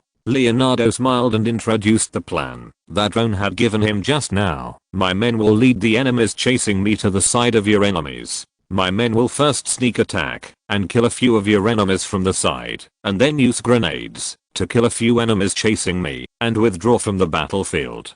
The sun hasn't come out yet, the visibility is not good, and people on both sides have died. If the situation is unclear, they will most likely fight each other. When they are almost done fighting, we will come out to clean up the mess." "Very good." Hearing that his men didn't need to come forward, Serrals grinned. "Let's get started." Leonardo turned his gaze to Roan. Roan didn't say anything, gave Mona and the others a look, then patted Winslow's arm and took him to the direction of the plan. Using the emotional perception in his mind, Roan easily located the enemy's position and quickly led the AK mask men to the side of the enemy position of Cyril's. He took out a few grenades and threw them into the battlefield, successfully sneaking and killing several Cyril's enemies. Taking advantage of the shock and chaos of the enemy, Roan quickly led Winslow out of the battlefield. Boom. As soon as Roan and Winslow left the battlefield, an RPG flew out of the position and hit the place where the two had just thrown the grenade. The AK mask men who just rushed up from a distance and hit the RPG in the face, suffered heavy casualties in an instant, and immediately fired back without hesitation. Boom. Boom. Boom. Bang, bang, bang. For a moment, the gunshots and explosions were more intense than before. The AK mask men fired frantically. The enemies of Cyril's were fighting on two fronts, but they also resisted the pressure and insisted on fighting back. Good. When Roan and Winslow returned to the clearing deep in the jungle, Cyril's immediately stood up and applauded the two of them, smiling. Well done. Roan didn't say anything and walked back to Leonardo with Winslow. Leonardo's eyelids twitched, swallowed the saliva in his mouth, and smiled at Cyril's. We can rest for a while. That's right. Looking at the flickering fire in the distance, Cyril's raised the corners of his mouth and ordered the people around him, let the people in front focus on defense, don't fight desperately, wait until those people on the opposite side finish fighting. Understood. Cyril's men immediately ran away, ready to inform the other group of people who were exchanging fire with the enemy. But this man didn't leave for long. In less than 5 minutes, the fierce sound of fighting in the distance suddenly decreased a little bit, and finally disappeared suddenly. The sound of fighting disappeared too abruptly. It was not like one side destroying the other. Cyril's face changed slightly. What's going on? Leonardo's expression also changed. Roan frowned slightly, patted Leonardo's arm to stop him from talking, and walked out and said, I'm afraid that both sides of the battle over there have found that something is wrong. Roan said that, whether it was Cyril's enemies or the commanders behind the AK masked men, they were not the brainless guys in the movies. When they found that something was wrong, and that they might have been deceived and used as thugs, it was normal for their first reaction to stop fighting or negotiate. Cyril's looked up and down at Roan, who was wearing a mask and could only see his eyes, and asked, who are you? He is my most trusted subordinate. Mona pushed Leonardo calmly, and Leonardo immediately walked out and smiled. I was able to escape from that old man Almiran thanks to him. Cyril stared at Roan without saying anything. At this moment, fierce gunshots suddenly rang out again in the distance. Boss. One of Cyril's men came running over and said anxiously, the two groups of people on the opposite side have begun to attack us together. Fouquet. Cyril stopped talking nonsense, looked at Roan and asked, what should we do next? Break out to the right. Roan was not panicked at all. He had anticipated this possibility by thinking from the other person's perspective. So when he was acting with Winslow just now, he carefully observed the nearby terrain and the distribution of the enemy, and said in a deep voice, the right is the weakest point encircled by the two groups of enemies. We can break out from there. The situation was urgent. Cyrils did not hesitate. He immediately led and ordered all his men to break out to the right. Roan and others also began to move to the right synchronously. Chapter 645. Sudden situation. Death. Bang, bang, bang. Attention. Attention. Be careful. Grenade. Take cover.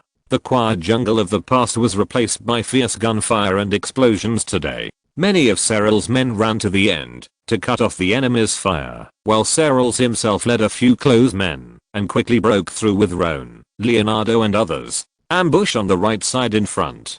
Go to the left. Roan shouted loudly after killing the enemy with one shot, and Winslow and other agents of the 13th investigation team turned left without hesitation. After the experience of the past few days, Leonardo and Roland were confused, but also believed in Roan's judgment, and also turned left quickly. Cyrils and his men were full of distrust, and the black woman next to her questioned loudly, how do you know there is a bang bang bang? Before the black woman's words could be finished, a group of enemies suddenly rushed out from the right and fired wildly. Several men standing outside Cyrils were knocked to the ground before they could react. Bang, bang, bang. The rest of the people were frightened and quickly shot and killed the enemies and quickly followed Roan and others to the left. They ran away quickly and Sauls looked at Roan in surprise. The black female subordinate beside her swallowed her saliva and asked in shock, "How did you know there was an ambush there? My nose is more sensitive to the smell of blood."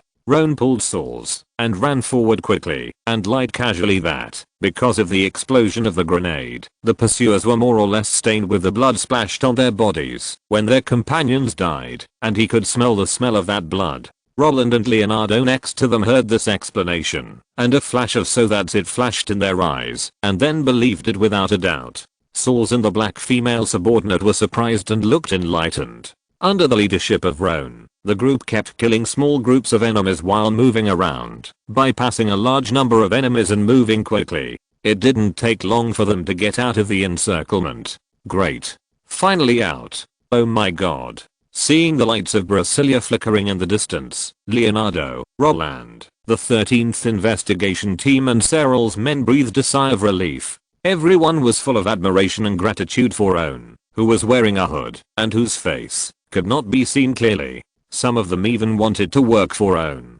Working in the underground world is a precarious job, but working under Roan, the survival rate must be very high. After taking a few deep breaths and stabilizing his emotions, Leonardo stood up and said, "The enemies behind are still chasing us, let's continue." Before Leonardo finished speaking, Roan, who felt the biting cold again, suddenly shrank his pupils, stretched out his hand to suppress Mona and the others around him, and shouted loudly, "Get down." Boom. The next second, an explosion sounded, and a grenade suddenly exploded behind the crowd. Several Cyril's men who didn't react died instantly, or their limbs were blown off, and they fell to the ground wailing. Winslow, Chenier and others were not injured, because of Roan's timely warning and their own quick reaction speed. When the explosion stopped, several people immediately stood up and aimed their guns at the back. Seeing the black hand that caused the explosion, everyone's expression instantly became very shocked.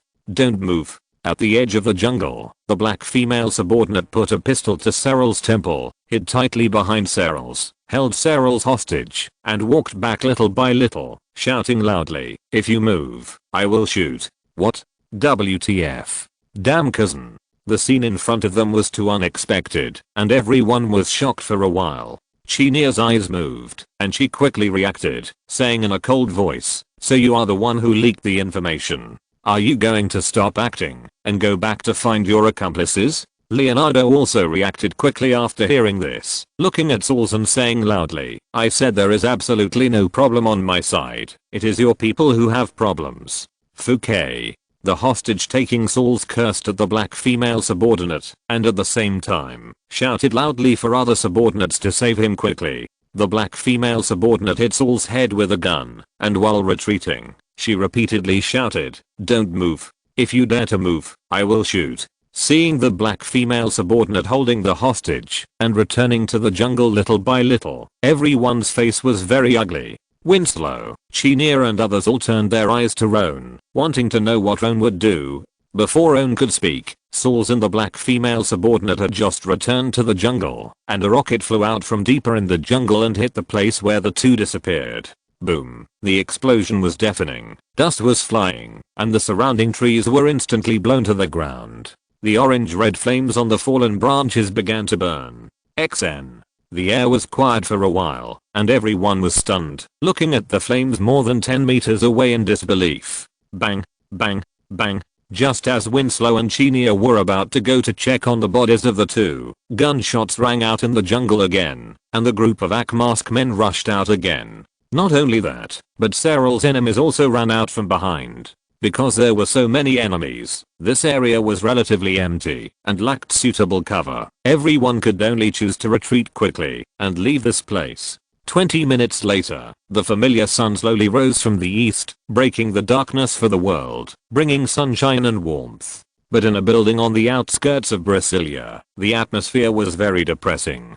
Chanel and Lassie stood against the wall and looked up at the glass. Winslow, Leonardo and Roland sat on the ground eating with expressionless faces. Mona and Michelle stood by the window, looking at the jungle in the distance with frowns on their faces. No one said a word. I never dreamed that things would turn out like this. After a long silence, Lassie covered her face, her tone full of helplessness. First, the news leaked, and Serrals was attacked by the enemy. Then we were ambushed by Almiran's people. We successfully lured the two sides into a war, but that group of people didn't know how to communicate, and actually began to attack us together. The black female subordinate was a traitor. It would have been fine if she had held Serrals hostage, but she was killed by her own rocket. So, can she be called suicide? Chinia rubbed her temple helplessly and said, do you think it's important whether it's suicide or not? It doesn't matter. What really matters is that Serral's death means that we have been working in vain these days. After Chinia finished speaking, the air in the room became quiet again. After a long silence, Mona looked at Roan and asked in a low voice, what should we do next? At this time, Roan was leaning against the wall, slowly rubbing his temple and closing his eyes in thought. Hearing Mona's question, Roan stopped moving, opened his eyes, and said in a deep voice, turn back and raid and capture the enemy leader of Serrals. What? What did you say? Lassie and Chanel's eyes widened immediately. Roland and Leonardo's faces were full of disbelief. Mona and Michelle were also very puzzled. Roan waved and called Mona over, whispered a few words in her ear. Mona's eyes moved slightly, nodded, and turned to leave. The others were even more confused, and Roan continued, Chanel, Lassie, you two will act with me later. Winslow, Michelle, Roland, you stay here and protect your safety. Winslow looked around, stood up and walked to Roan, and whispered to ask why he did this. Roan grinned, I suspect someone wants to win the Best Actor trophy. Chapter 646 Infiltration Operation, Hostage Again. The Best Actor trophy? In a building on the outskirts of Brasilia, Winslow looked puzzled when he heard the words from Roan's mouth. After a little thought, he reacted and said in surprise, you mean that black female subordinate faked her death and was acting? Maybe. Roan glanced at Leonardo and Roland not far away, and said in a deep voice, Almiran's men are chasing Leonardo, and the guys behind the group of Akmask men will continue to look for us. After I take Chinia and Lassie away, this place will be handed over to you. Remember to be more careful. Among the 6 people in the 13th investigation team, simply comparing the shooting skills and fighting skills used to capture and kill enemies, Roan, the team leader, is undoubtedly the first echelon. Following closely behind is Winslow, followed by Chinia, then Lassie, and finally the technical talent Mona, and the office talent Michelle. No problem. Winslow nodded heavily with a serious face, his tone very solemn. I will definitely ensure the safety of these people until you come back. Luo An patted Winslow's shoulder vigorously, gave a few simple instructions about guarding Leonardo and other things, then turned and walked towards Lassie and Chinia in the distance. Lassie and Chanel were sorting out their equipment. Roan said, this action plan is very simple. I will be responsible for the main attack, and you two will be responsible for the cover. We will return to the jungle and sneak into the enemy leader of Serrals. No problem. Chanel nodded with a serious face as she loaded the bullets into the gun. Lassie thought for a moment and asked in a low voice, Roan, what kind of infiltration do you mean by this infiltration? Grabbing the MP5-9mm submachine gun, putting the Colt M1911 pistol in his waist, putting on the Hug bulletproof vest, and taking more than a dozen grenades, smoke bombs, and stun bombs. Roan grinned and showed his white teeth, and asked back, what do you think? I understand. Lassie smiled and silently took a few more submachine gun magazines. Everything was ready. Roan and the other 3 and Winslow, Mona and the other 5 separated on the spot, set up contact methods in case of accidents, and the 8 people were divided into 2 groups and started to move in their respective directions. At this time, the sun was rising slowly, and the sun was bright without a single cloud. It looked like a good day. At the edge of the jungle, some local people in simple and even ragged clothes were tacitly dealing with the corpses, placing them together for burning. The reason why these people did this was not because of the government's order, but simply because they were afraid that the corpses would cause diseases after rotting, and there were many good things on the corpses, which could be sold for money. Bypassing the area that they had just walked out of not long ago, Luo An and his 3 companions quietly sneaked into the jungle again from the other side. Using the emotional perception in his mind, Luo An found that this jungle that was bustling not long ago was now empty.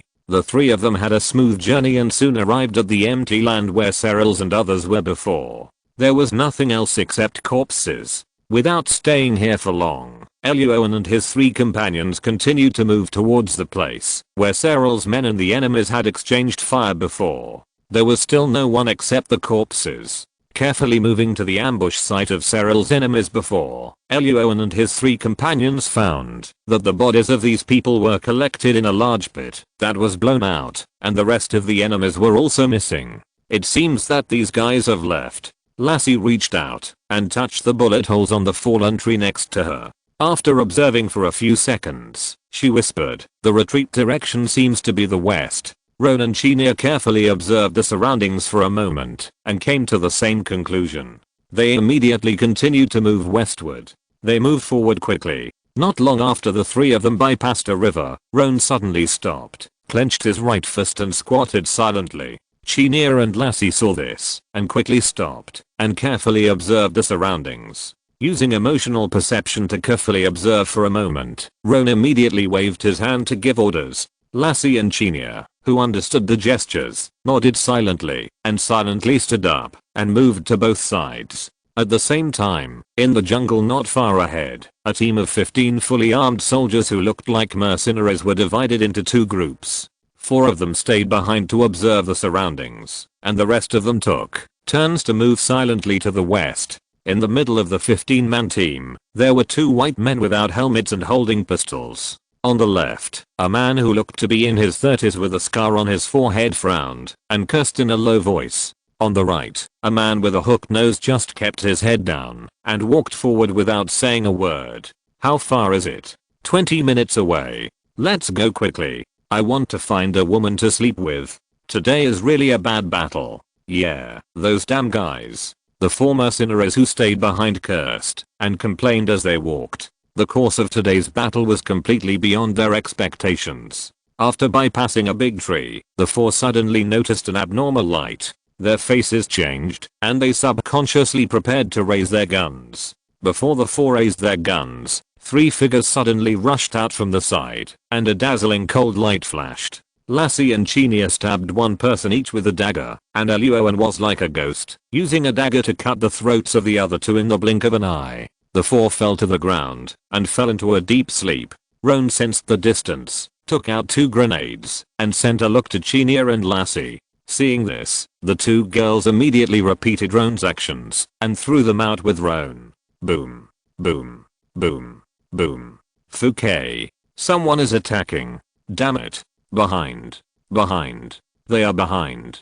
Be careful. The grenades exploded. The sound was deafening, and the dust was flying. The remaining dozen people didn't react at all. In an instant, more than half of them were killed or injured. The others who were not injured quickly got up from the ground, screamed loudly and raised their guns to shoot wildly behind them. Whoosh, whoosh, whoosh. The sound of bullets breaking through the air was very harsh, but Chinia and Lassie didn't panic at all. After throwing the grenades and hiding behind several big trees, Roan, who was also hiding behind another big tree, took out a smoke bomb and shouted, "Throw the smoke bomb. Shoot when someone rushes out of the smoke. Understand?" "Understood. No problem." The 2 girls responded in unison and threw the smoke bomb at the enemy with Roan. Swish. 6 smoke bombs exploded, and billowing white smoke instantly enveloped the small jungle, and visibility was instantly reduced. While the enemies stopped shooting, Luo An drank a bottle of hemostatic potion and a bottle of swift potion in a place where no one could see, and then suddenly jumped into the smoke.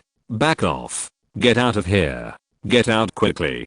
Be careful. There's bang bang bang." In the shocked and horrified eyes of the mercenaries, Luo An, who relied on emotional positioning instead of vision, shot one by one in the billowing smoke. They didn't see the other party's figure at all, and a bullet hole appeared on their foreheads, and then lost consciousness. After finally running out of the smoke, before they had time to rejoice, Chinia and Lassie outside pulled the trigger of the submachine gun, and several bullets flew out and sent the mercenary into a deep sleep.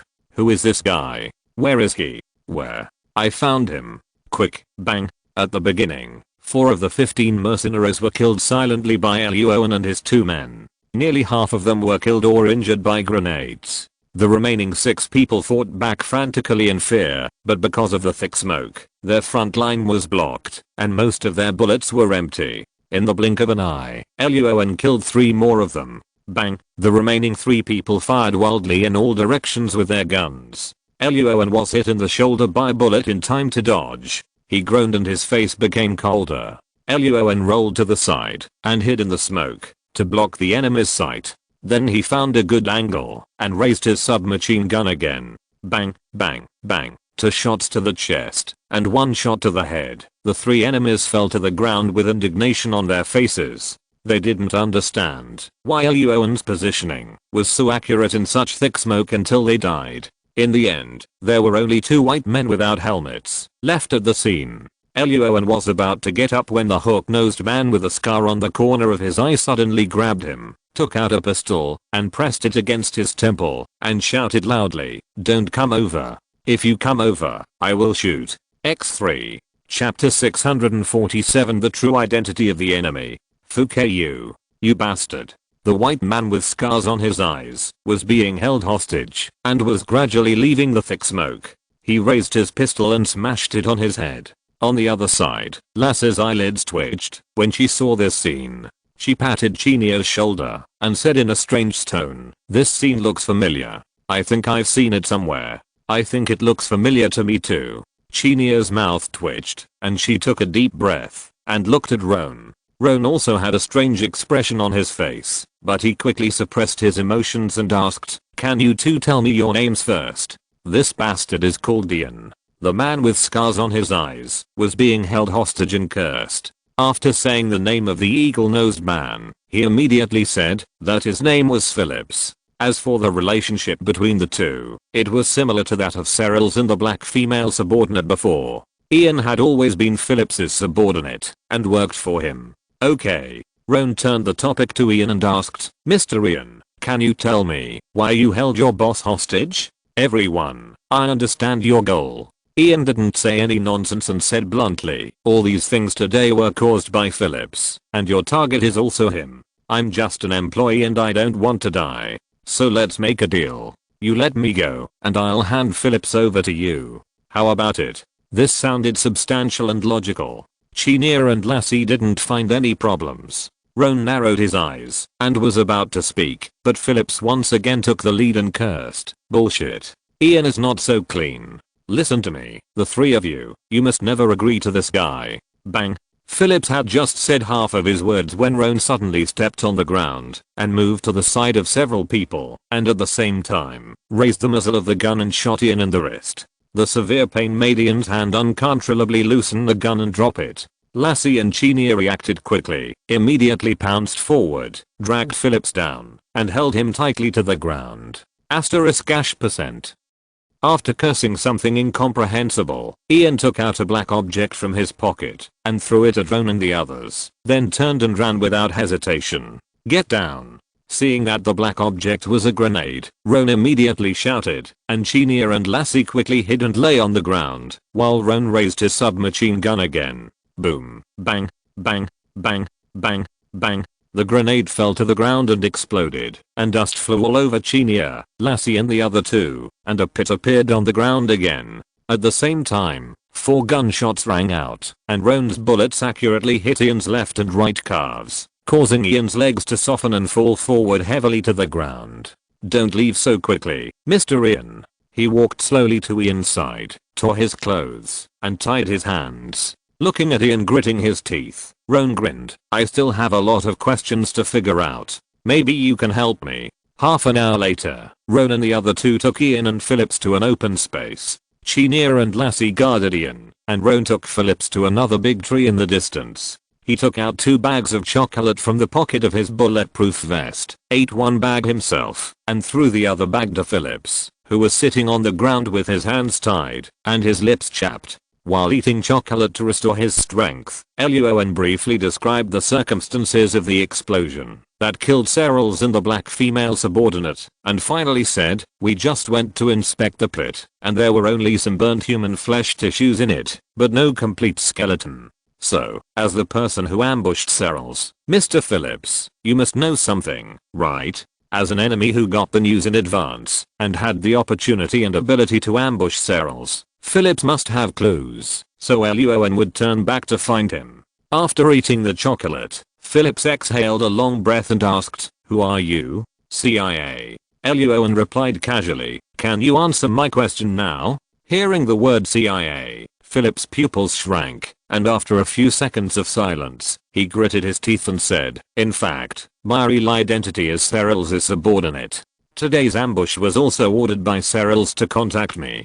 Phillips said that he was one of the first people to follow Serrals, and when Serrals just entered the underground arms market, he became his subordinate. Suddenly one day, Serrals found Phillips privately and said that she would give Phillips a sum of money and then asked Phillips to betray herself and become her sworn enemy. Phillips sneered and said, "On the surface, she is an enemy, but in fact Serrals has been remotely controlling me and asked me to contact those who really hate her and have a big grudge against her. Then Serrals uses the information here to control everything and eliminate those enemies 100%. Through emotional perception, he confirmed that Phillips was telling the truth. Luo An raised his eyebrows. He didn't expect Serrals to go to such painstaking lengths to dig a trap. Thinking about it, Luo An suddenly discovered another thing and asked, "But you are very dissatisfied with this arrangement, right?" "That's right." Phillips hesitated and finally nodded. As time went on, through various selling teammates, Phillips began to control more and more funds, and the power of his subordinates gradually expanded. Naturally, he had the idea of rebellion. However, Phillips did not show his thoughts. He knew that among his subordinates, there were definitely people sent by Serrals to monitor him. To ensure safety, Phillips observed carefully for a long time, and finally put Ian, whose identity and record seemed clean, next to him. But I didn't expect that Ian was also the one with the cousin name. Thinking of the scene where Ian held him hostage just now, Philip's face was ferocious and he cursed, "Serrals, this cousin name is omnipresent. It's really powerful." Luo An looked calm and continued to ask, "What is the specific ambush plan?" "It's just a simple ambush." Phillips said that the plan was not complicated. He spent money to find a lot of mercenaries and set up an ambush in advance according to the route provided by Serrals. Serrals' order to Phillips was to kill her like the real thing. Phillips thought this was a good opportunity and immediately decided to make a real play and find a large group of mercenaries. But Phillips never expected the subsequent development of the incident. Not only did strangers like Luo An suddenly appear, but these strangers also brought a bunch of cannon fodder with axe. The sudden appearance of a large number of masked men really caught the mercenaries off guard. Otherwise these mercenaries would not have been left with only a dozen people in the end. After Phillips finished his narration, Roan frowned slightly and asked, "That black female subordinate, you don't know who she is?" Phillips shook his head repeatedly. "I have never heard of this person." After interrogating Phillips, Roan went on to interrogate Ian, but Ian said nothing and did not answer any questions. After hearing what happened, Chinia and Lassie looked at each other with unhappy expressions. Chinia pondered for a few seconds and guessed, "Since we are the FBI, we first captured Leonardo by disguising ourselves as the CIA, and then disguised ourselves as Leonardo's subordinates to meet with Serrals. So is there a possibility that the black female subordinate is actually Me6? Is this identity of a subordinate also her disguise?" "It's possible." Lassie's eyes lit up and nodded heavily. "That Bobcat helicopter is the proof that Serrals has a connection with the Kingdom of England." Then Lassie's face fell, and she said helplessly, "There are traces of human flesh burning in the deep pit, but no skeleton. We can suspect that Serrals and the black woman are faking their deaths. But the problem is that we can't find them now." Chinia also sighed, turned around and found that Luo An looked calm. Her eyes lit up and asked, "Luo An, do you have any good ideas?" Luo An laughed, and before he could answer, Winslow's somewhat excited shout suddenly rang out from the communicator beside the three people's ears. "Team leader, there is a signal." If you're listening to this novel on a channel other than Fanfic World, it means they downloaded and uploaded it without effort. We cordially invite you to visit our channel, Mundo Fanfic Novelos. There you'll find the original version of this story and you can explore many other novels of various genres. We're waiting for you to immerse yourself in a world of incredible novels. Chapter 648, Hide and Seek ends. Brasilia, a few kilometers east of the jungle, in a clearing. Winslow's excited shouting in the communicator was a little abrupt, and Lassie was startled. Chinya quickly asked, "Signal? What signal are you talking about, Winslow?" Roan smiled and explained for Winslow, "It's a positioning signal. Not long ago, when he met Serrals in that clearing, and saw the black female subordinate helping her treat her wounds, Roan touched his pocket." Chapter 644, and remembered the CIA positioning chip that Roland had taken out. During the breakout, Roan rescued Serrals at critical moments several times, and reached out to pull Serrals to run together. During this period, Roan quietly took out the positioning chip without attracting Serral's attention, and stuffed one on her clothes and wound. The sudden hijacking behavior of the black female subordinate later was indeed unexpected, but Roan was not panicked at that time, because he was sure to find Serrals. Until another RPG exploded behind him, Roan's eyebrows jumped. At that time, the distance between the two parties exceeded the coverage range of emotional perception. He could not detect whether the other party had any emotional fluctuations, nor could he judge whether the other party was really dead. A bunch of enemies caught up with him again, so he could only choose to leave temporarily. In the abandoned building, Luo An began to suspect that Serrals and the black female subordinate were faking their deaths. At that time point, there was not enough evidence, clues, and effective information, and Luo An could not figure out why the two women did this. There was indeed a black female subordinate. She was an undercover sent by Phillips. It was just a possibility that she was simply killed by mistake. So Luo An finally decided to take people back to the battlefield to raid and arrest Phillips, hoping to find clues from him and find out the truth. At the same time, Luo An also told Mona about the positioning chip. The chip only sends a signal every 30 minutes, and the rest of the time it is silent. Luo An asked her to pay attention to the computer at all times, and pay attention to receiving signals in time, as expected of you. After listening to Roan's description of the positioning chip, Chanel's eyes widened in disbelief, and Lassie was also dumbfounded. Then the two girls' eyes lit up, and Lassie asked excitedly, "So, Mona has located Serrals, right, Winslow?" "Well." Winslow on the other end of the communicator was silent for a moment, and replied, "We can only say that Mona received the signal from the positioning device. The signal appeared very briefly, and was only sent once every 30 minutes. We can't determine the specific situation yet. There are no clues here in Phillips. It's better to have a signal than nothing."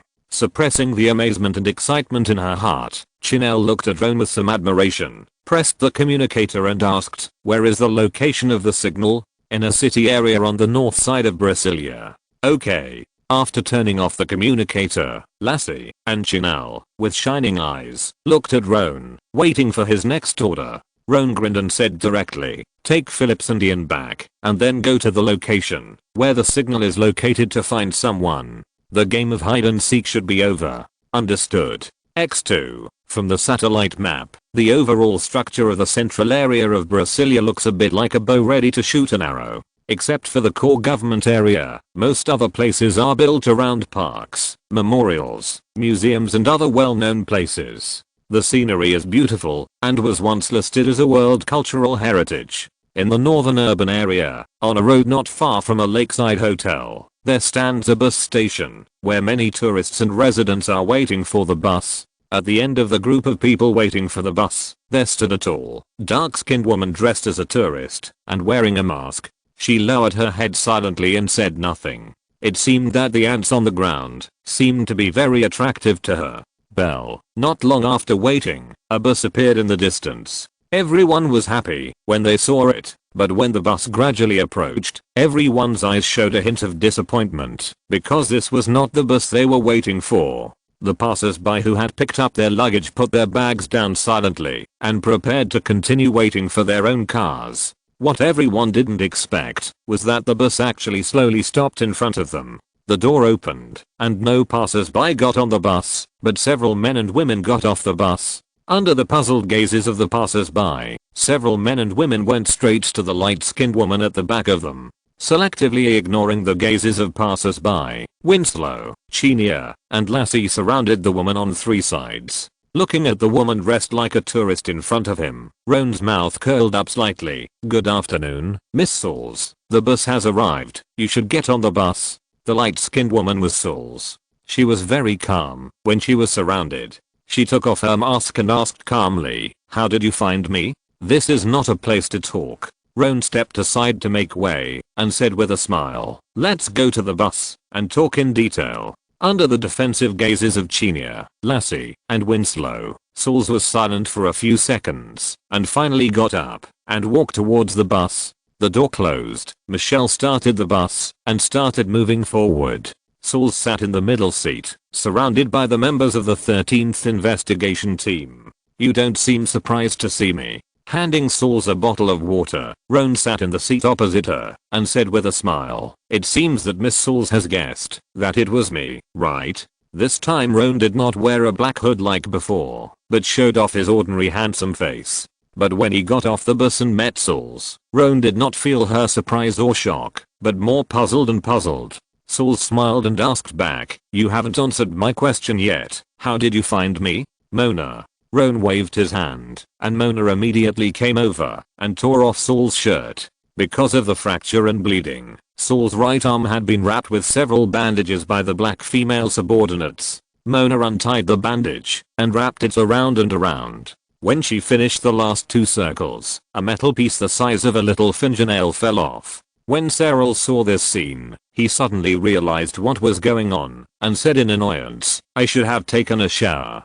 Because time was urgent and one person could not treat the wound, Cyril simply changed her clothes. She threw away the positioning chip in her clothes and kept the bandage. Mona took the chip and left. Roan smiled and said, "I have answered your questions. Now it's your turn, Miss Sauls." Sauls raised his eyebrows and smiled and said, "I do know you, Team Leader Roan Greenwood, but I did not guess that you would find me in the end. Who do you think it should be?" "Me6, CIA, my enemies." Sauls smiled. "I have offended a lot of people. They are all possible." Chenia next to him asked, "Who was the black female subordinate who held you hostage before?" At this point, Sauls was very straightforward. He did not hide or keep the question in suspense. He answered the question and said, "An agent from Me6." Lassie asked, "Where is she?"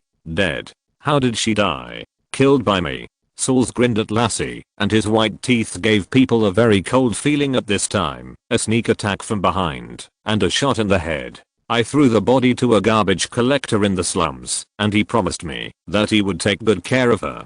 XN. Chapter 649. Cyril's full plan. In the bus, Cyril's words made the air very quiet. Winslow, Chenia, and Lassie all looked at her solemnly. Cyrils pretended not to see it and said to herself, "I actually didn't want to be an arms dealer in the underground world. Me6 forced me into this business." After Helric was arrested by Roan and others, there was a big vacancy in the underground arms market, and Me6 immediately made up its mind to seize this market. But Helric's eldest son and second daughter were somewhat disgusted with Me6, and each of them had their own thoughts, and was difficult to control, so Me6 approached Cyrils. "They used my mother to convince me to join the arms industry," Cyril said expressionlessly. "I couldn't refuse them." Chenia and Lassie frowned. Winslow and Mona looked a little ugly, and Roan was very calm and thought it was normal. After all, the Kingdom of England has always insisted on not being a human being, and has never disappointed anyone. Cyril's expression remained unchanged, and he continued, "From the first day I entered this industry, I have always wanted to leave. However, without sufficient strength, I will never be able to escape the control of Me6, so I need to quickly expand my power and quickly accumulate wealth and capital." So Cyrils frantically eliminated his peers and snatched the cake in the following time. Herrick's eldest son, second daughter, etc. were also completely wiped out by her because they blocked her path. Because she had been dependent on her mother for these years, those men and women were just blood-related strangers. Lassie and Chenia had different expressions. Mona was silent for a few seconds and asked, "Then why did you send people to plan to kill Roan? Because you want to avenge Helric?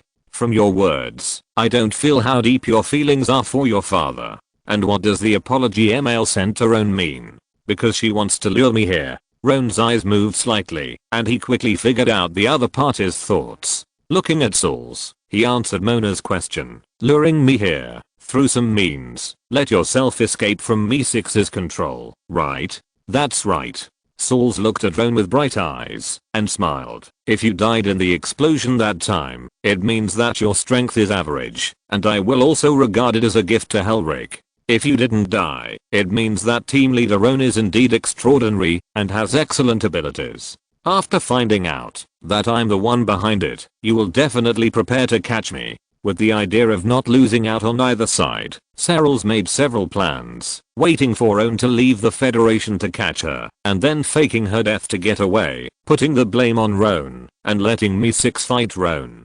Unexpectedly, she did find out that Roan and others had left the Federation, but Roan's way of leaving the Federation and subsequent preparations were very cautious, which made her completely lose control of Roan and others. Later, Leonardo called her for help, and Serrals changed her plan. That is, as Phillips said before, Serrals contacted him and asked him to like he really wanted to kill himself. Because of the existence of the Energostian, Serrals knew Phillips' rebellious heart very well, and she wanted Phillips's mentality. Afterwards, Michigan 6 investigated and found that Phillips was the perfect murderer who caused her death. It can be said that Serrals calculated everything, agree to the deal with Leonardo, and go to Brasilia with reason and evidence, let Phillips, who was dissatisfied with him, take action against him, and throw the blame on him, contact Me6 and let them send people to follow him, then kill the agent, revenge Me6 for what they have done over the years and fake death to get away. At the same time, Me6 was also involved in the investigation, and finally everything was blamed on Phillips, mailing the blame. But because of Roan, Serrals' plan eventually fell through. Roan first left the Federation through reverse smuggling, and then asked Mona to tear up the passport identity that she bought when she smuggled, so that Serrals could not find his whereabouts. Then arrest Leonardo, and through Leonardo, lure Serrals to Brasilia. The battlefield was complicated later.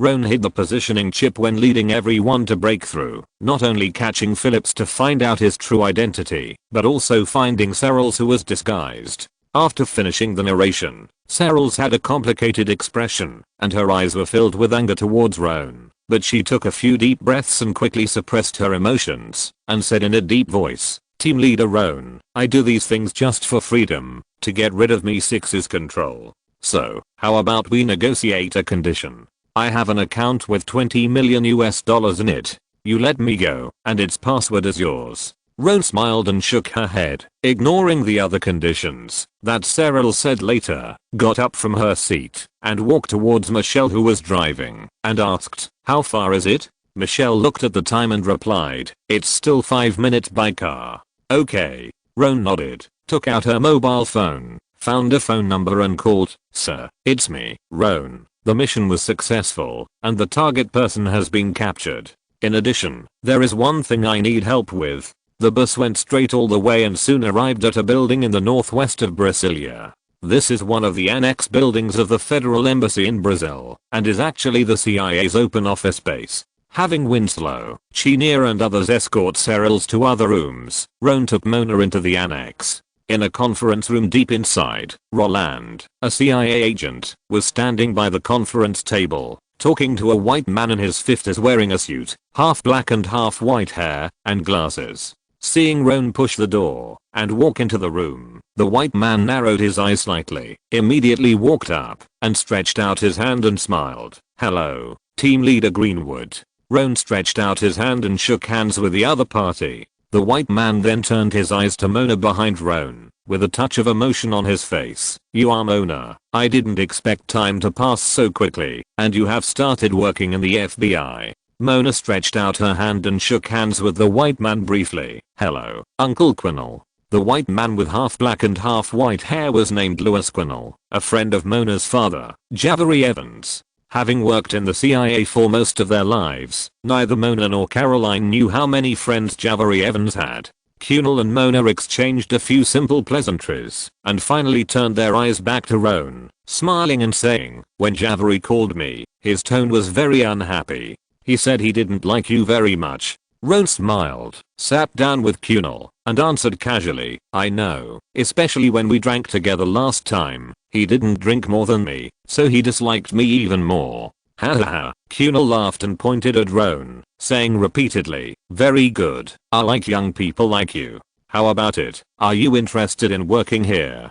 The work here is very free and very passionate, and it has always been suitable for young people to participate." Mona rolled her eyes silently in her heart, and Roan was also a little speechless. The freedom mentioned by the CIA means long working hours in multiple locations, and passion means a high degree of danger. This kind of talk is almost the same as exporting high-end talents to society, and Roan didn't believe a word of it. Without further discussion on this topic, Roan quickly got down to business. Kanya said in a deep voice, "Me6 wants to meet with you. In addition, Me6 said that, if Serals is captured by us, we must hand him over to them immediately." Chapter 650 ends. Returns to the Federation. Clears. Me6 asked us to hand over the person to them. After Kanya's words fell, Mona's eyebrows immediately raised, and she almost laughed out loud. Since the end of World War II, the British Empire has changed from an empire that cannot be defeated to an empire that cannot be defeated, and is gradually sliding towards an empire that cannot be defeated. Mona, who likes to browse the databases of major law enforcement departments, knows this matter very well, so her attitude towards the British Kingdom is not like the Shakespearean fantasy of ordinary federal people towards Britain, and she even looks down on it. This is another reason why Mona and Caroline don't get along. Caroline has always liked the British Empire, and likes to go to the British Empire to participate in some art exhibitions and auctions, so the two women have quarreled many times in this regard in the past. Luo An, who is next to him, looks calm. It's not that he guessed this, but these words are very consistent with the style of some British government officials. After World War II, the British Empire's economy and politics have been in a slump, but after all, it was once one of the world's hegemons. Many British people are still immersed in the past, and the idea that outside London is the countryside still exists. After all, you can't wake up a person who pretends to sleep, and maybe he even likes it. You want me to hand him over? Roan crossed his hands on his thighs, looked at Kanya and asked, "Did Me6 say any exchange conditions?" "Some, such as giving us some information and materials." Kanya smiled and said, "But they will only exchange these materials after we hand the person over to them." Roan sneered and shook his head speechlessly, too lazy to pay attention to these members of the British government who were picky and troublemakers. However, there are still some things that need to be discussed by Me6, such as the arms under Serals. Seeing that Roan didn't care about the so-called Me6 at all, Kanya, who had the same attitude, grinned and couldn't hide his smile. When he first met Roland said that the CIA didn't know the specific location where Serral stored the arms. This was completely nonsense. Later, Roan asked Mona to investigate the CIA database carefully. Soon, Mona found a lot of information related to SARS, including the location of part of SARS munitions warehouse. Before the case started, the CIA had discussed with Roan the issue of profit distribution after the case was over, so the discussion did not take long. According to the black market price, the total value of SARS underground munitions was about $5.7 million. Kunal agreed without much hesitation. Anyway, Michigan 6 would pay for it in the end. As for whether SARS would be handed over to Me6, Roan and Kunal tacitly did not discuss it. The money will be in the account within 2 months. After the discussion, Kunal reached out and shook hands with Roan. Roan raised the corner of his mouth, then turned his eyes to Roland and asked, "How is Leonardo?" "He is fine. He is resting now." Roland quickly answered Roan's question, his eyes full of admiration and gratitude for Roan. What Luo An did was very simple. He handed Leonardo to Roland and asked Roland to take Leonardo to meet his superior. Leonardo has a special identity. The role he can play can be big or small, depending on who uses him. The CIA is an old player in this regard. As the agent who sent Leonardo to the CIA intact, coupled with Luo An's intentional compliments in the CIA's intention To do Luo An a favor, after the operation is over, Roland can definitely leave the field and enter the management. In the corridor outside the meeting room, Kanye left first. The emotional perception in his mind detected Roland's crazy rising favor and other positive emotions. Luo An raised his mouth slightly, shook hands with Roland and smiled. Next time we return to the Federation, let's go out for a drink together. Because of their FBI identities, Luo An and others naturally had to return to the Federation after the mission was over, and Roland had to continue to stay outside the Federation. Definitely. Roland nodded heavily with a serious expression, and then he suddenly thought of something, took out a metal box from his pocket and quietly stuffed it into Luo An, whispering, "There are 20 defective positioning chips in here. Defective here does not mean that they cannot be used, but their signal transmission frequency band is a little unstable, so they are eliminated by the CIA technical department. But this also means that they can be modified. As long as you find a professional, you can change them to a frequency band that only you can receive. After the modification is successful, they become positioning equipment that belongs only to Luo An. This function seems to be of no help to the work of the FBI, but Luo An's eyes moved slightly and thought of something and silently put the metal box into his pocket. The two chatted briefly for a while, and Luo An turned around and left with Mona, heading to a building not far away to meet Winslow and others. Verines has contacted relevant personnel to arrange a plane, and it is expected to depart in 3 hours. The journey was smooth. At 7:30 in the evening, the plane arrived at an airport in Washington, D.C. The agents of the 13th investigation team got off the plane, got on the car arranged by Verines, and began to move to the FBI Washington headquarters. Half an hour later, everyone arrived at the familiar headquarters building. Winslow and Lassie sent Searles to the temporary detention prison. The rest of the people returned to the office area of the 13th investigation team to wait for orders. Luo An went to Verines' office. "Well done, Luo An." In the office, seeing Luo An's familiar face, Verines kept praising him, and she was slightly relieved. Because of the fear of leaking information such as whereabouts and action plans, Luo An never contacted Verines from the time he left the hotel in Texas until Luo An and his team arrived in Paris. The batteries of all the agents of the 13th investigation team were also unplugged. So during this period, Luo An and his team became disconnected at the FBI Washington headquarters. Before the operation, Luo An had left Verines an emergency contact number, saying that as long as he didn't make that call, he would be safe and there would be no problem. But Verines, who couldn't contact anyone, was still restless, and her temper had slightly increased these days. Seeing that Roan returned safely, Verines finally put down the stone in her heart and asked about the operation of this case as usual. "That's it, sir." Roan took a sip of the coffee on the table, raised his eyebrows and thought to himself that the coffee here was still delicious. Then he put down the coffee cup and said with a smile, "Sauls has been captured by us, and Agent Roland will negotiate with Me-6 about her mother. In addition, Sauls has no children, no partner or emotional object, so this matter should end here." Verines nodded first, then shook her head, and said in a deep voice, "In the past 2 years, you have solved a lot of cases. In addition to those lone murderers, serial killers, etc., there are also many members of organized crime. Some of the organizations behind these people have not been completely eliminated, so you still have to be more careful." "I understand." Roan's expression did not change. After the incident with Sauls, he began to think about how to avoid similar things. Finally, Roan made up his mind and prepared to go back and check the cases he handled with Mona to see if there is a possibility of revenge behind other suspects. "One more thing." Verines handed Luo An a folder. "Your office area of investigation team number 13 will be cleared soon." End of this chapter. Thank you very much for reaching the end. Don't forget to like. Looking for more exclusive content and immediate access? Subscribe to our Patreon. Remember, every like, subscription, or donation encourages us to continue. Thanks to everyone. See you in the next video.